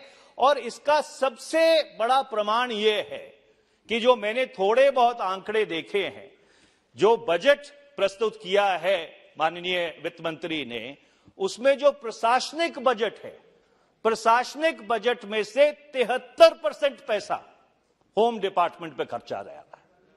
तो अगर 73% पैसा आप सुरक्षा पे खर्च रहे हैं, लॉ एंड ऑर्डर पे खर्च रहे हैं, तो ये अपने आप में प्रमाण है कि जो परिस्थितियां हैं वो सुधरी नहीं है।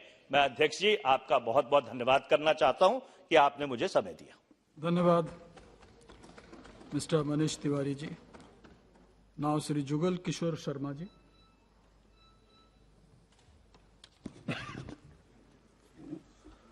धन्यवाद सभापति जी। जम्मू कश्मीर पर जो आज चर्चा हो रही है, जिसमें बजट भी शामिल है, मैं वित्त मंत्री जी के इस प्रस्ताव के साथ सहमत हूं और इसके पक्ष में खड़ा हूं।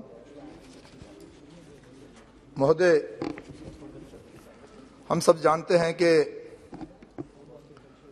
जम्मू कश्मीर में धारा 370 के रहते और धारा 370 की आड़ में शक्तियों का दुरुपयोग होता था। लोग, नौजवान नौकरी लेने के लिए सत्ताधारी मुखिया जो लोग रहते हैं उनके घरों के चक्कर काटते थे, रिश्वतखोरी का धंधा चलता था और लोग दर-बदर होते थे। जहां पर यो विकास के लिए पैसा जाता था, वो विकास पर ना लगते हुए इन्हीं परिवारों के आंगन के विकास में लगता था। और जो प्रोजेक्ट एक बार शुरू हो गया तो कई सालों तक वो प्रोजेक्ट जो है वो खत्म नहीं होते थे। लेकिन मैं महोदय बताना चाहता हूं कि आज नरेंद्र भाई मोदी देश के प्रधानमंत्री जी के नेतृत्व में और जम्मू कश्मीर के उपराज्यपाल मनोज सिन्हा जी के नेतृत्व में योग्यता के अनुसार रोजगार जो है वो प्रदान किया जा रहा है। जो पैसा विकास के लिए जाता है, जिस प्रोजेक्ट के लिए जाता है, उसी प्रोजेक्ट पर लगता है। और यो वर्षों पुराने प्रोजेक्ट अदर में लटके हुए थे, वो प्रोजेक्ट पूरे हुए हैं। नए नए प्रोजेक्ट जो हैं वो शुरू हुए हैं और इसमें भी कोई दो राय नहीं है कि विशेष तौर पर जम्मू और कश्मीर में अलग अलग मापदंड जो थे वो अपनाए जाते थे। जम्मू प्रोविंस जो है उसके साथ भेदभाव होता था और कभी भी अगर कोई बड़ा प्रोजेक्ट हो उसे लेने के लिए जम्मू प्रोविंस के लोगों को धरने, प्रदर्शन, एजिटेशन करना पड़ती थी। उसके बाद मिले ना मिले वो भी कोई पक्का नहीं होता था। लेकिन आज जम्मू कश्मीर का पूर्ण विकास हो रहा है और सामान्य विकास हो रहा है और बहुत सारे बड़े बड़े प्रोजेक्ट जो हैं वो जम्मू कश्मीर में चल रहे हैं।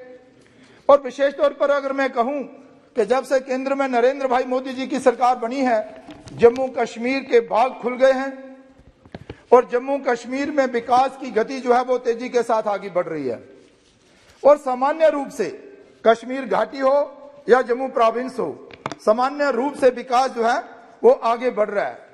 नरेंद्र भाई मोदी जी का ये जो नारा सबका साथ सबका विकास, वो कारगर सिद्ध हो रहा है और विकास भी चहुमुखी विकास जो है वो हो रहा है। मैं थोड़ा सा पीछे जाते हुए आपको बताऊं कि जो अधिकार जम्मू कश्मीर के लोगों के उन्हें वर्षों तक नहीं मिले, वो अधिकार अब जाकर नरेंद्र भाई मोदी जी के प्रधानमंत्री रहते और केंद्र में भारतीय जनता पार्टी की सरकार बनने के बाद जो है वो अधिकार उनको मिले हैं। जो अधिकार उन्हें वर्षों पहले मिल जाने चाहिए थे। मैं डीडीसी की बात करूं, डिस्ट्रिक्ट डेवलपमेंट काउंसिल और बीडीसी के जो चुनाव हैं, जम्मू कश्मीर में पहली बार ये लोगों को अपने अधिकार जो है वो मिले हैं और 3 टायर सिस्टम जो है उसकी स्थापना हुई है। पंचायतों को भी अधिकार मिले हैं।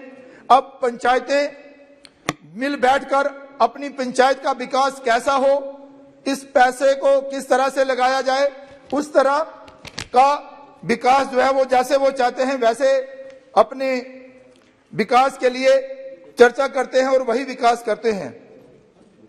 लेकिन एक बात जरूर है कि पुरानी सरकारों का दबदबा, परिवारवाद जो है वो अब खत्म हुआ है। स्वार्थ की राजनीति जो थी वो भी खत्म हुई है। लेकिन महोदय, मैं इसके साथ कहना चाहता हूं कि जम्मू कश्मीर में विशेष तौर पर कोरोना काल में जो सराहनीय कार्य केंद्र सरकार द्वारा किए गए हैं उसकी भी मैं सराहना करना चाहता हूं। और कभी कभी मैं सोचता हूं कि अगर देश के प्रधानमंत्री नरेंद्र भाई ना होते तो इस कोरोना काल में देश के साथ साथ जम्मू कश्मीर का क्या हाल होता। लोगों को आज वैक्सीन मुफ्त में दी जा रही है और विशेष तौर पर वो जो गरीब लोग थे उन्हें फ्री में राशन भी जो मुहैया करवाया गया, ये बहुत बड़ा कदम जो था और सराहनीय कदम है। मैं बड़े बड़े प्रोजेक्टों की चर्चा ना करते हुए सिर्फ इतना बताना चाहता हूं कि जम्मू कश्मीर में आज एम्स की बात करो, IIM की बात करो या रिंग रोड की बात करो, नेशनल हाईवे की बात करो, जम्मू एयरपोर्ट की बात करो, ये सारे कार्य जो हैं अब धारा 370 हटने के बाद जो है वो शुरू हुए हैं और तेज गति के साथ आगे बढ़ रहे हैं। अब लोगों को कोई शिकायत नहीं है। विशेष तौर पर जम्मू प्रोविंस के लोग भी खुश हैं कि जैसे कश्मीर घाटी में विकास हो रहा है वैसे ही जम्मू प्रोविंस में भी विकास हो रहा है और जो पैसा आता है जिस प्रोजेक्ट के लिए आता है उस प्रोजेक्ट के लिए लगता है। और विशेष तौर पर जम्मू का जो एयरपोर्ट था, बहुत बड़ी दिक्कतें इसमें हमें आती थी। आज यहाँ पर नाइट सर्विस जो है वो भी चालू हो गई है। जम्मू रेलवे स्टेशन का विकास जो है वो जोरों पर चल रहा है और जम्मू में चारों ओर सड़कों का जाल जो है वो बिछाया जा रहा है, नेशनल हाईवे बनाए जा रहे हैं। और इसके साथ साथ ही प्रधानमंत्री ग्राम सड़क योजना की बात करूं जो, उसके अलावा बहुत सारे ऐसे प्रोजेक्ट हैं जो चल रहे हैं। रिंग रोड की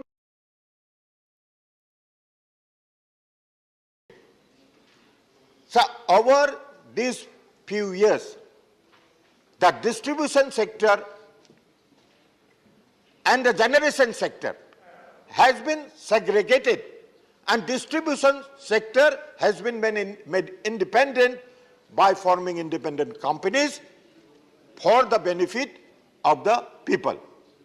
So today, because of this policy, the power is not a problem to set up any infrastructure industry or any other industry.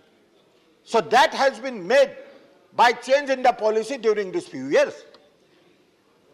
Sir, if we compare what's going on now and what went during the Congress rule, there is a sea change. every member who goes there see the change. I'm not telling you that that the present government has only done it, but present government has done it in a more speedier manner, implemented the projects more and more in a speedier manner, and completed the projects, the bridges, the flyovers, the overbridges, the rail projects, construction of the airports are more faster now.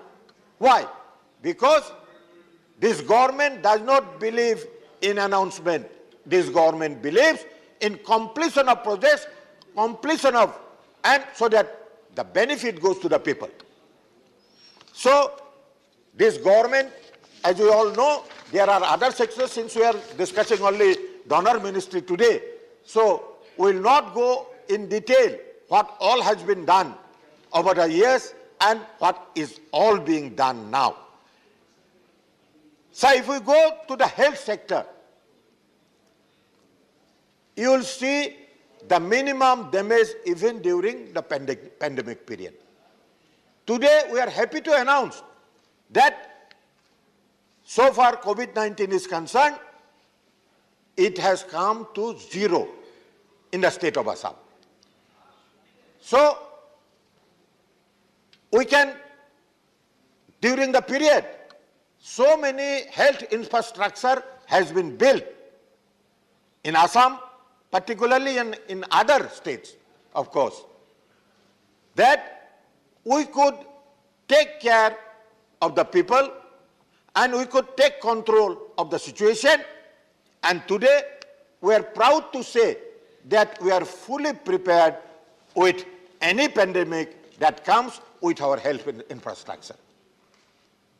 So what was the situation before?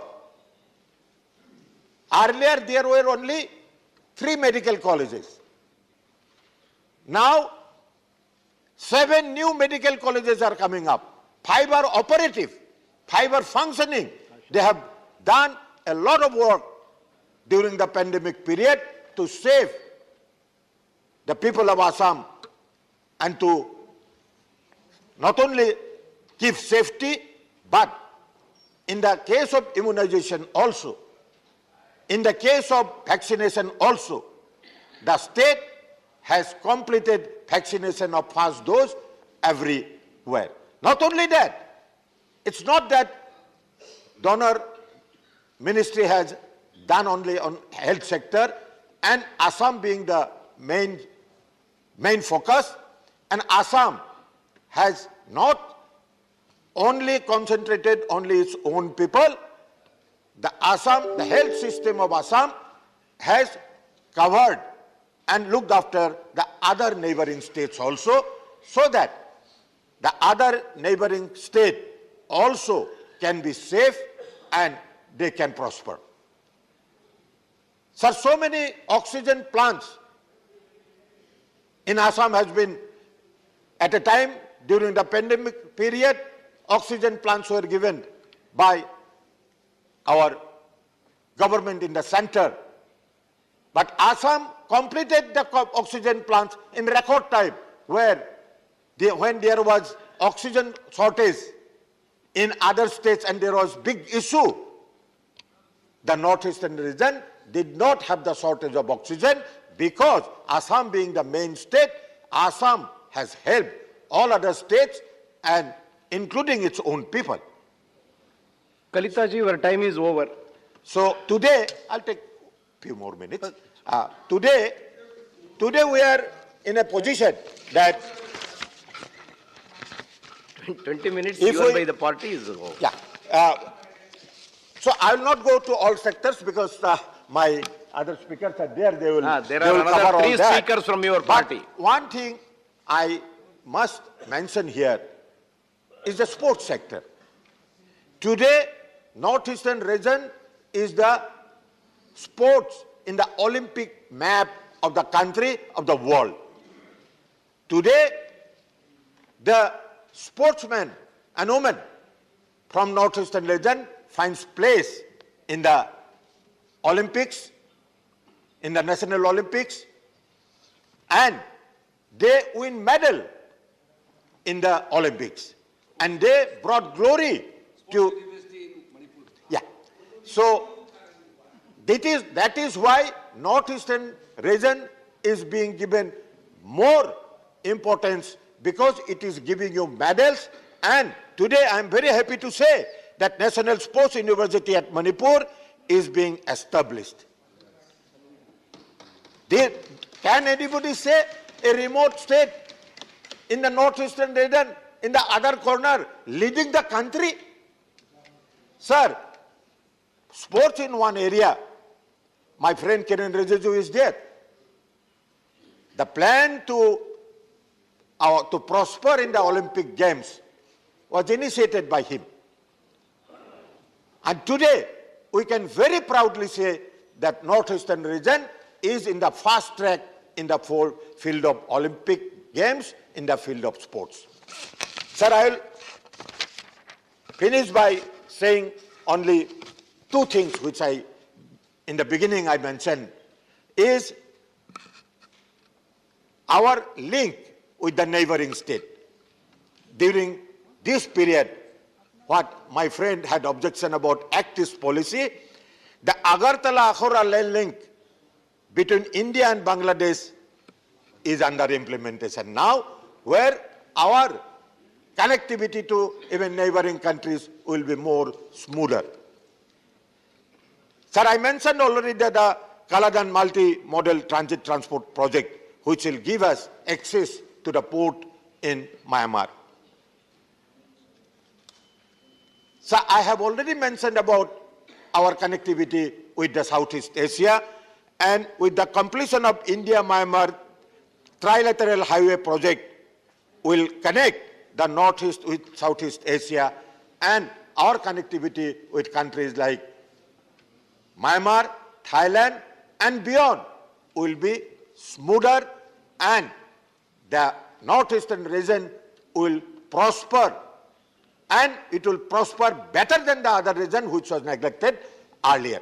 So I see that the donor ministry, after its formation, the most superior has become during last decade, because donor ministry has been given due importance, and through donor ministry, the people of the problems of infrastructure of Assam and Northeastern region is very well looked after. And today we can say that we are in prosperity and development.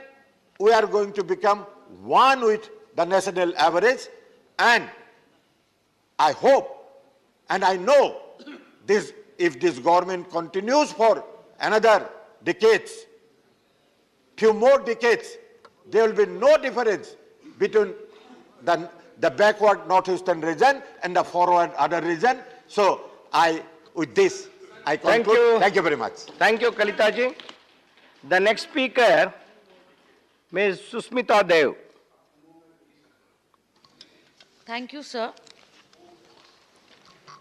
I would like to thank my party for giving me the opportunity to speak on a very, very important ministry, which is the donor ministry.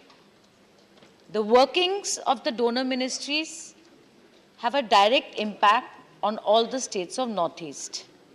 And as I speak today, I come from the state of Assam, and I am proud to say that it is the All India Trinamool Congress who has given a public representative from Northeast an opportunity to come to this house from the Rajya Sabha. Earlier, sir, there was a nominated member, Professor B.B. Datta, but I am the first elected member who's come from Assam through the Legislative Assembly of Bengal. Sir, I have heard very carefully what Honorable Member of Parliament Ripun Boraji said.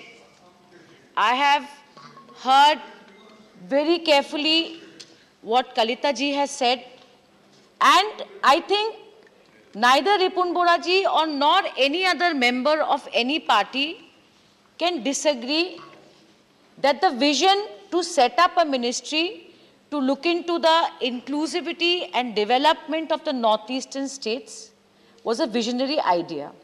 But in doing that, we must look at the history of Northeast, sir. Northeastern states, the development of those states, the connectivity of those states, the growth of those states took a drastic hit, sir, after the partition. The then East Pakistan and now what we know as Bangladesh, which is a friendly neighbor country of ours, was created, and thereafter the entire northeastern states, the only connectivity that they had with the mainland India was through the Siliguri corridor, which is a part of Bengal, which we commonly call as Chicken's Neck. It was increasingly felt that Northeast needed special attention, and it was in 1971 that the Northeast Council was first set up through the Act of Parliament. It acted like a regional planning commission, from what I have read, and it prepared specific development strategies for the northeastern states. After 1971, the next step that was taken for the development of the northeastern states is the ministry that we are discussing today. However, in 2001, sir, it was only a nodal department under the Home Ministry, and it is in 2004 that it got the status of a full-fledged ministry. So I ask myself a question, that where the northeastern states actually have 8% of the country's geographical area, where the northeastern state actually has 3.8% of its population, and if I may say so, is strategically the most important part of the country by sheer fact that 90% of its borders is shared with other countries like China, Bangladesh, Bhutan, Myanmar, etc. Should we still continue to review the work of this ministry through the Prison of Security and the Home Ministry?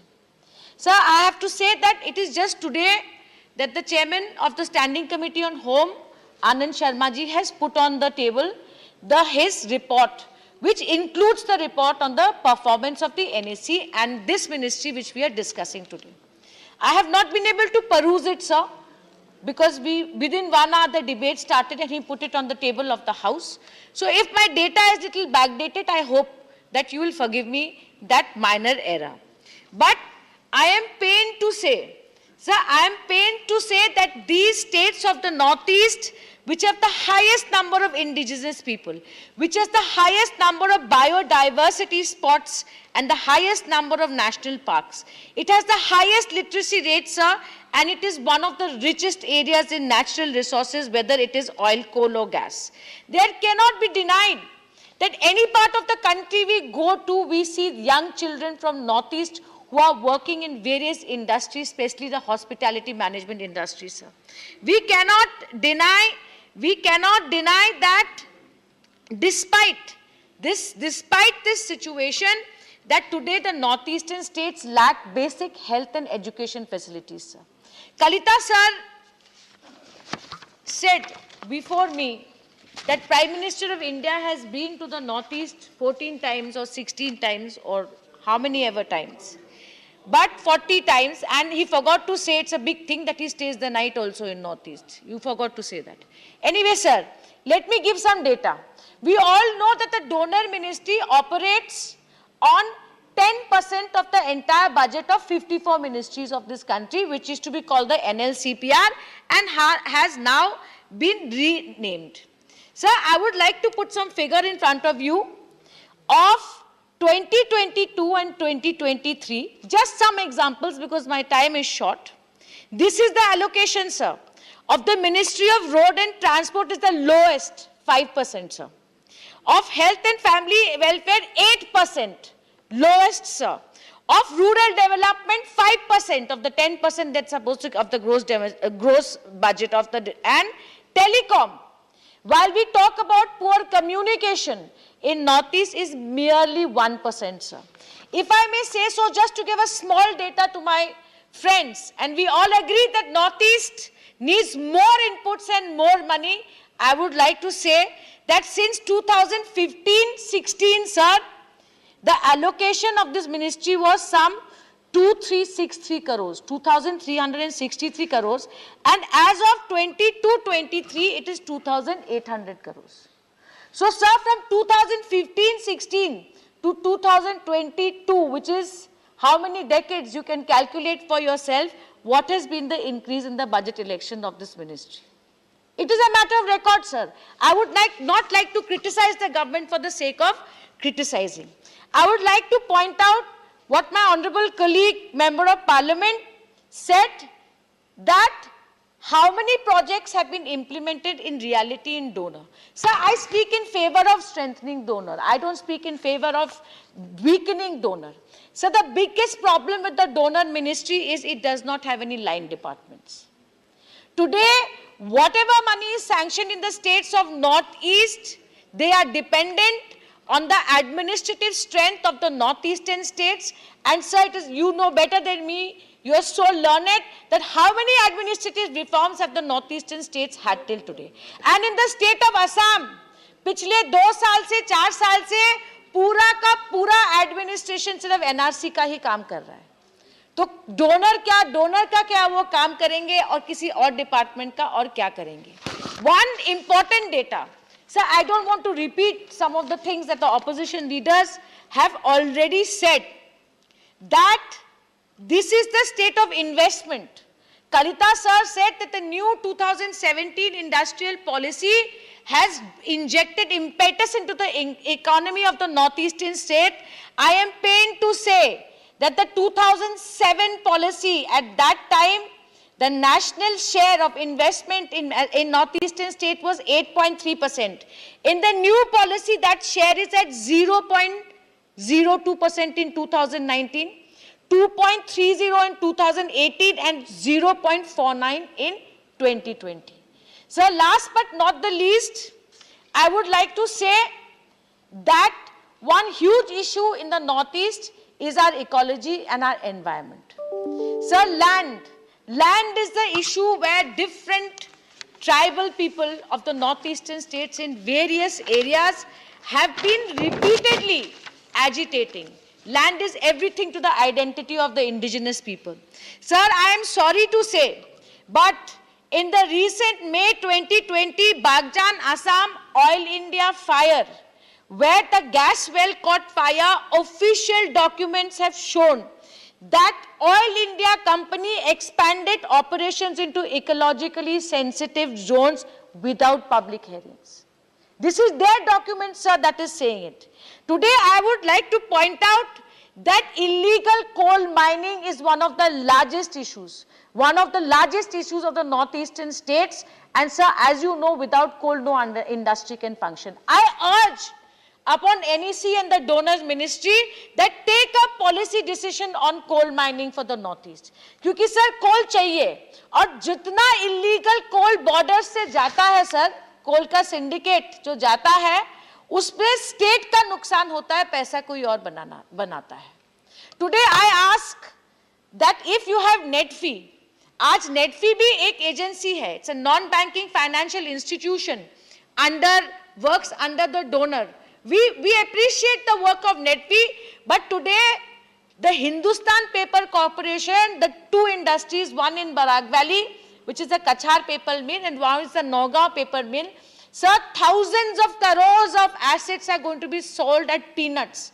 So do you know the Kachar paper mill is today being liquidated only because 92 lakhs was owed to some trade creditor?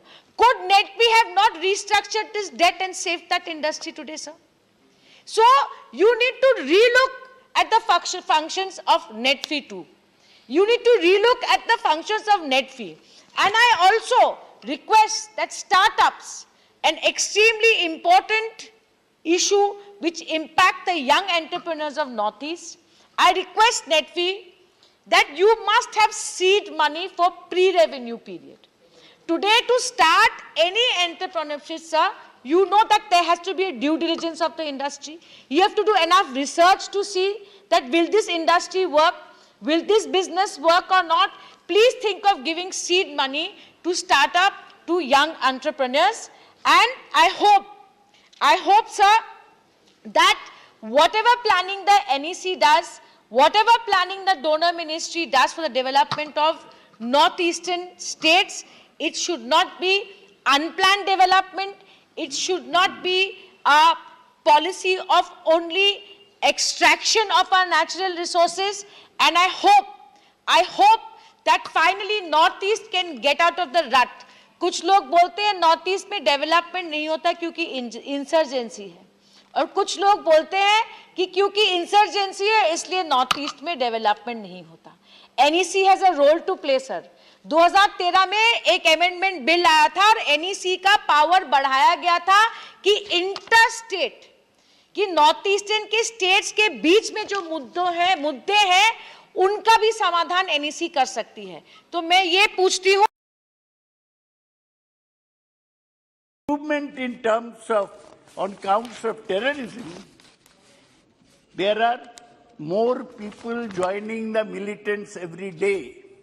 This is happening why? Because there is no democracy, functioning democracy in Jammu and Kashmir. They say that we have held the panchayat election. Every other day, sarpanches are being killed by terrorists. Sarpanches do not come out of their houses. So the promise made by Amit Shah that Jammu and Kashmir will improve significantly has not been redeemed. Yes. Sir, I end with saying that you must. Nirmala ji, I know, is not the boss in this matter. Amit Shah is. She has only brought the. She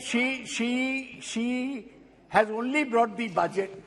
But Jammu and Kashmir must have elections, assembly elections at the earliest. This excuse given that we are doing delimitation, that's a bogus.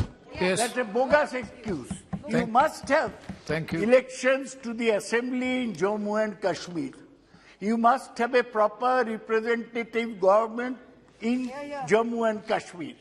And the way to win away militants from the young people from the path of militancy is to give them the offer of participating in open election and also in giving them jobs. Unemployment is the biggest problem in Jammu and Kashmir. Development is the biggest problem in Jammu and Kashmir. And this government had significantly, signally failed in providing unemployment, employment and jobs to the people also in ensuring development. They talk of big projects, sir. We'll build a road from Katra to Amritsar. We'll build a road via Jojila Pass to Ladakh. We'll build a road to Pahalgaon. No, that's not enough. Jammu and Kashmir live in small, small hamlets. Whether those hamlets are connected. That's how. And I want to ask them last of all, what happened to your promise of rehabilitating Kashmiri Pandits in the valley? They have not de-established one single Pandit family in the Kashmir valley. This is all tall talk. Ek nishan, ek vidhan. ये BJP का political slogan उसी का budget है. That's why I oppose the budget. Thank you. Thank you, Saugata Rai ji. Srinivas Reddy ji. Thank you very much, sir. Chairman, sir, for giving me an opportunity to speak on this issue. The YSR Congress Party has always reposed our trust in the wisdom of Honorable Prime Minister and the Home Minister to bring Jammu and Kashmir closer to Delhi and the rest of the country. To a large extent, sir, this has been achieved. The expediting of connectivity projects like Chenani Nasri Tunnel and Naviga Tunnel has ensured this bridging doesn't remain mere talk, sir.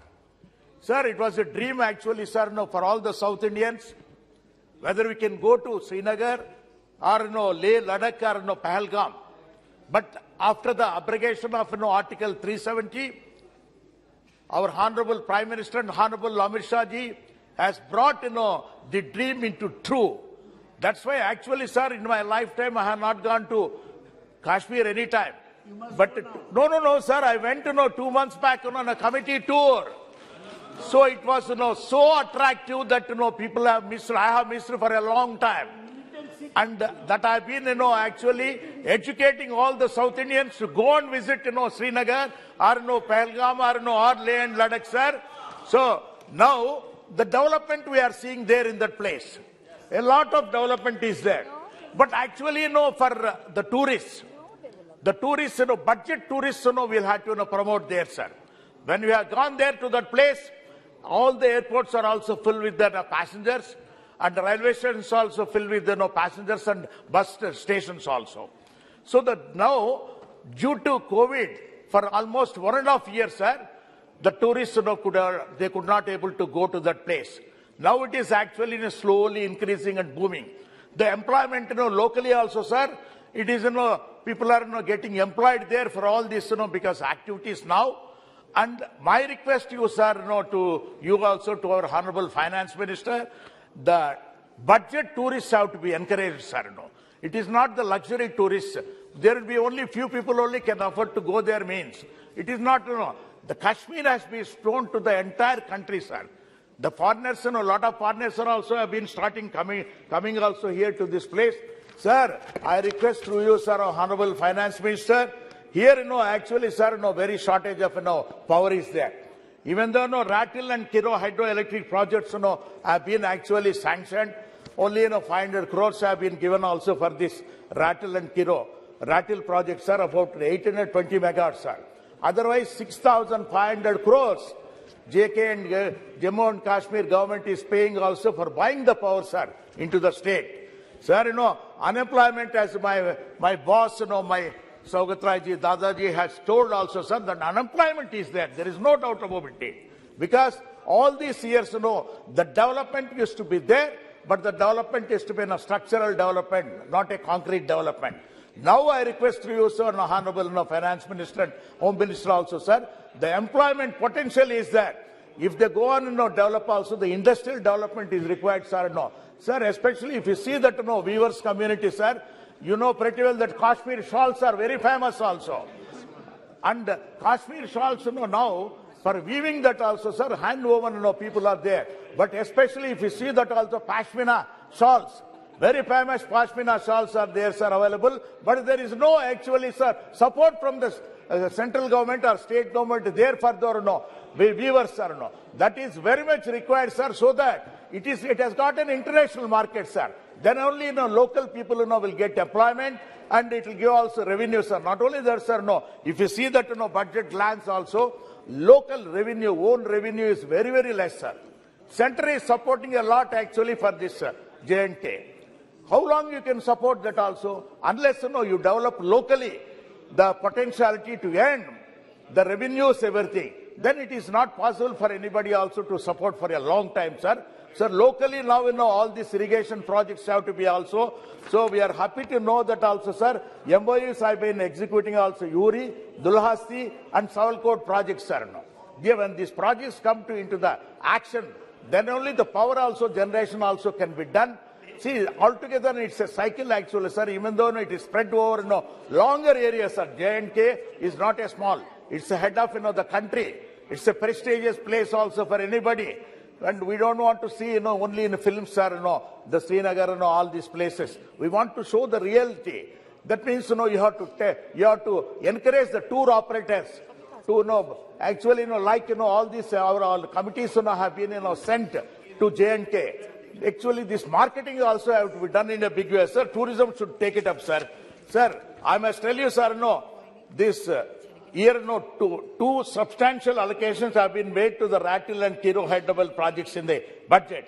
It is compatible, sir. It is very much required also to do that. But as a member of parliament from Andhra Pradesh, I like to point out, sir, the disappointing parallel with respect to allocations made for the Polavaram project, sir. The Polavaram project being a mega project with a capacity to generate 960 megawatts, said to be one of Asia's largest projects, sir, have been allocated a paltry 320 crores in 2022-23 by the Jal Shakti Minister, sir. I would like you also to convey it to the Honorable Finance Minister. This also has to be looked in, sir. And JK, sir, no, JNK is no, because, sir, no, my initiatives, no, to, oh, sorry, sir, one, the tourism industry is very much also, as I told, sir, budget to the tourists have to be attracted there. That 786 crores have been allocated also for the state. But actually, now the 786 crores, in what form it is going also has to be also highlighted to all the members, sir. Then only, it can be seen. Sir, fund for reviving Nagdin Dal Lake have been made in 2022, which will create a more conducive tourism ecosystem in Srinagar, sir. Sir, not only that, Dal Lake has to be encouraged, it has to be, maintained very clearly, sir. The ecosystem is very much required, and meager funds are not required, sir. Once for all, you have to create a big atmosphere there so that you can attract a lot of tourists, sir. And other efforts to improve the crowd management, Vaishnav Devi famous temple, sir. The temple, lakhs of people are also visiting the temple, sir. Some facilities have to be increased there in that place. But, during the 2-3 months period, heavy rush will be there, but pilgrims will not be provided also with much facilities, sir. Sir, the approved development, new trekking routes in various wildlife protected areas in a good move, and sustainable ecotourism should be promoted to help domestic and international tourists discover the beauty of the atmosphere. Sir, it is no wonder that 80,000 tourists have already visited J&K in the 6 weeks since the reopening of the Omicron, sir. Sir, as our colleagues have mentioned about Kashmir Pandit, sir, post abrogation of Article 370, less than 1,000 Kashmiri Pandits have returned to Kashmir for taking up the jobs that have been provided to them under the rehabilitation package framed in 2015, sir. Sir, the policy is not wholly sufficient to ensure rehabilitation and permanent rehabilitation facility. We are marking the budget for their settlement process, as most of them are still living in camps for the 32 years, sir. Sir, the initiative of making the Jammu-Srinagar National Highway and Express Highway is a good move. There has been a doubling of the blacktopping and mascading of roads in J&K in the last few years, sir. Sir, this government is doing a lot for J&K, sir. I would like to know, because Lieutenant Governor has pointed out that investment proposals of 25,000 crores have been received. We have hope all these facilitated into actual investments on the ground, sir. Sir, my last request to you that also, sir, the roads have to be developed, sir, there in that. See, in the Central Road Fund, only 94 crores have been allocated to Jammu and Kashmir, and only 16.4 crores have been released, sir. I request you to increase more also there in that, sir. Sir, I'm going to tell you one more thing, sir, which my colleague has told.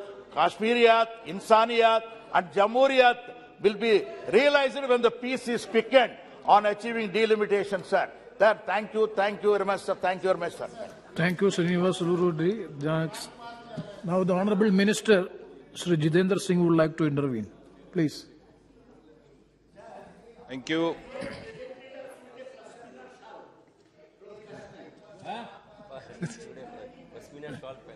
Thank you.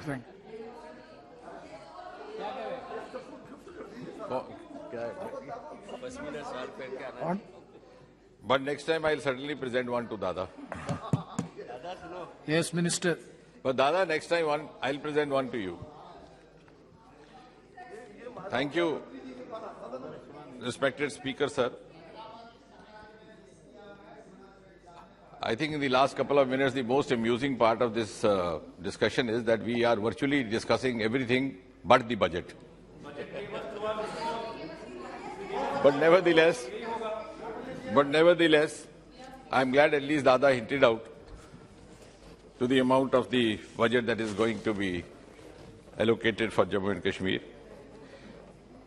But since I said everything else has been discussed but the budget, so I think sensing the sense of the House, some of those points also need to be responded.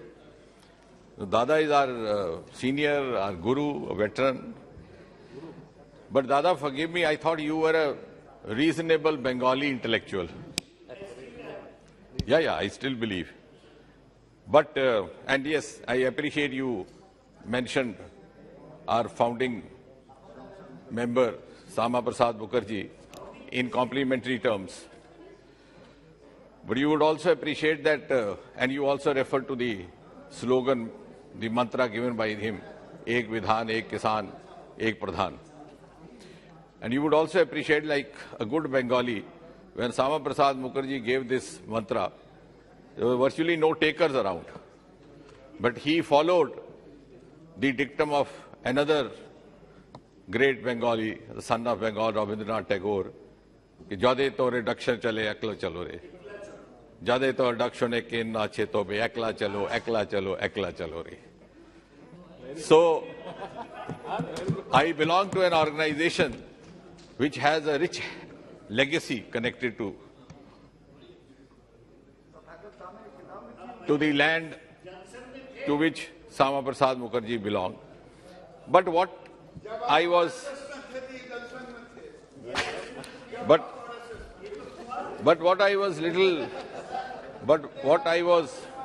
little confused when Dada suddenly took a turn and said that all this is being said to appease the Prime Minister so that he says good boys.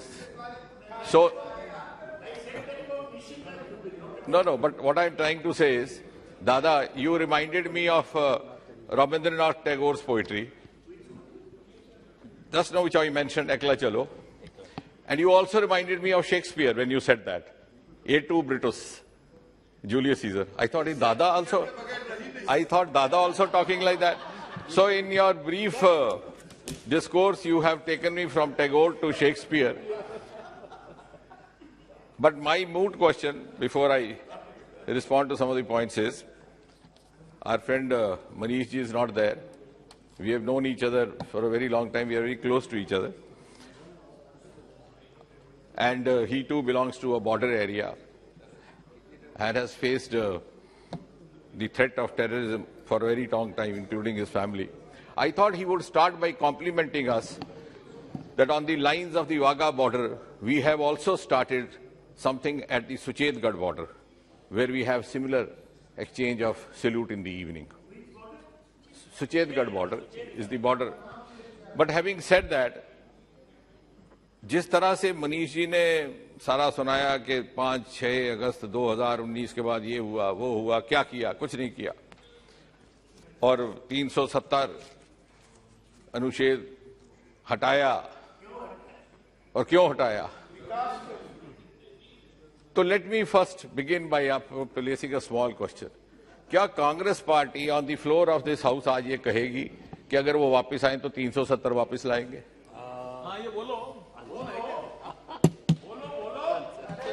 So let's settle down this question.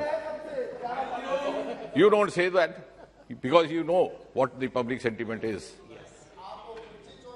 So you want to beat about the bush and have it both ways. Yes, Honorable Minister, please address the chair. दूसरा, मनीष जी ने भी कहा, दादा ने भी कहा कि गृह मंत्री जी कह गए थे the statehood will be restored. तो ये कब होगा? शायद कांग्रेस को याद नहीं है, पंडित नेहरू कॉन्स्टिट्यूशन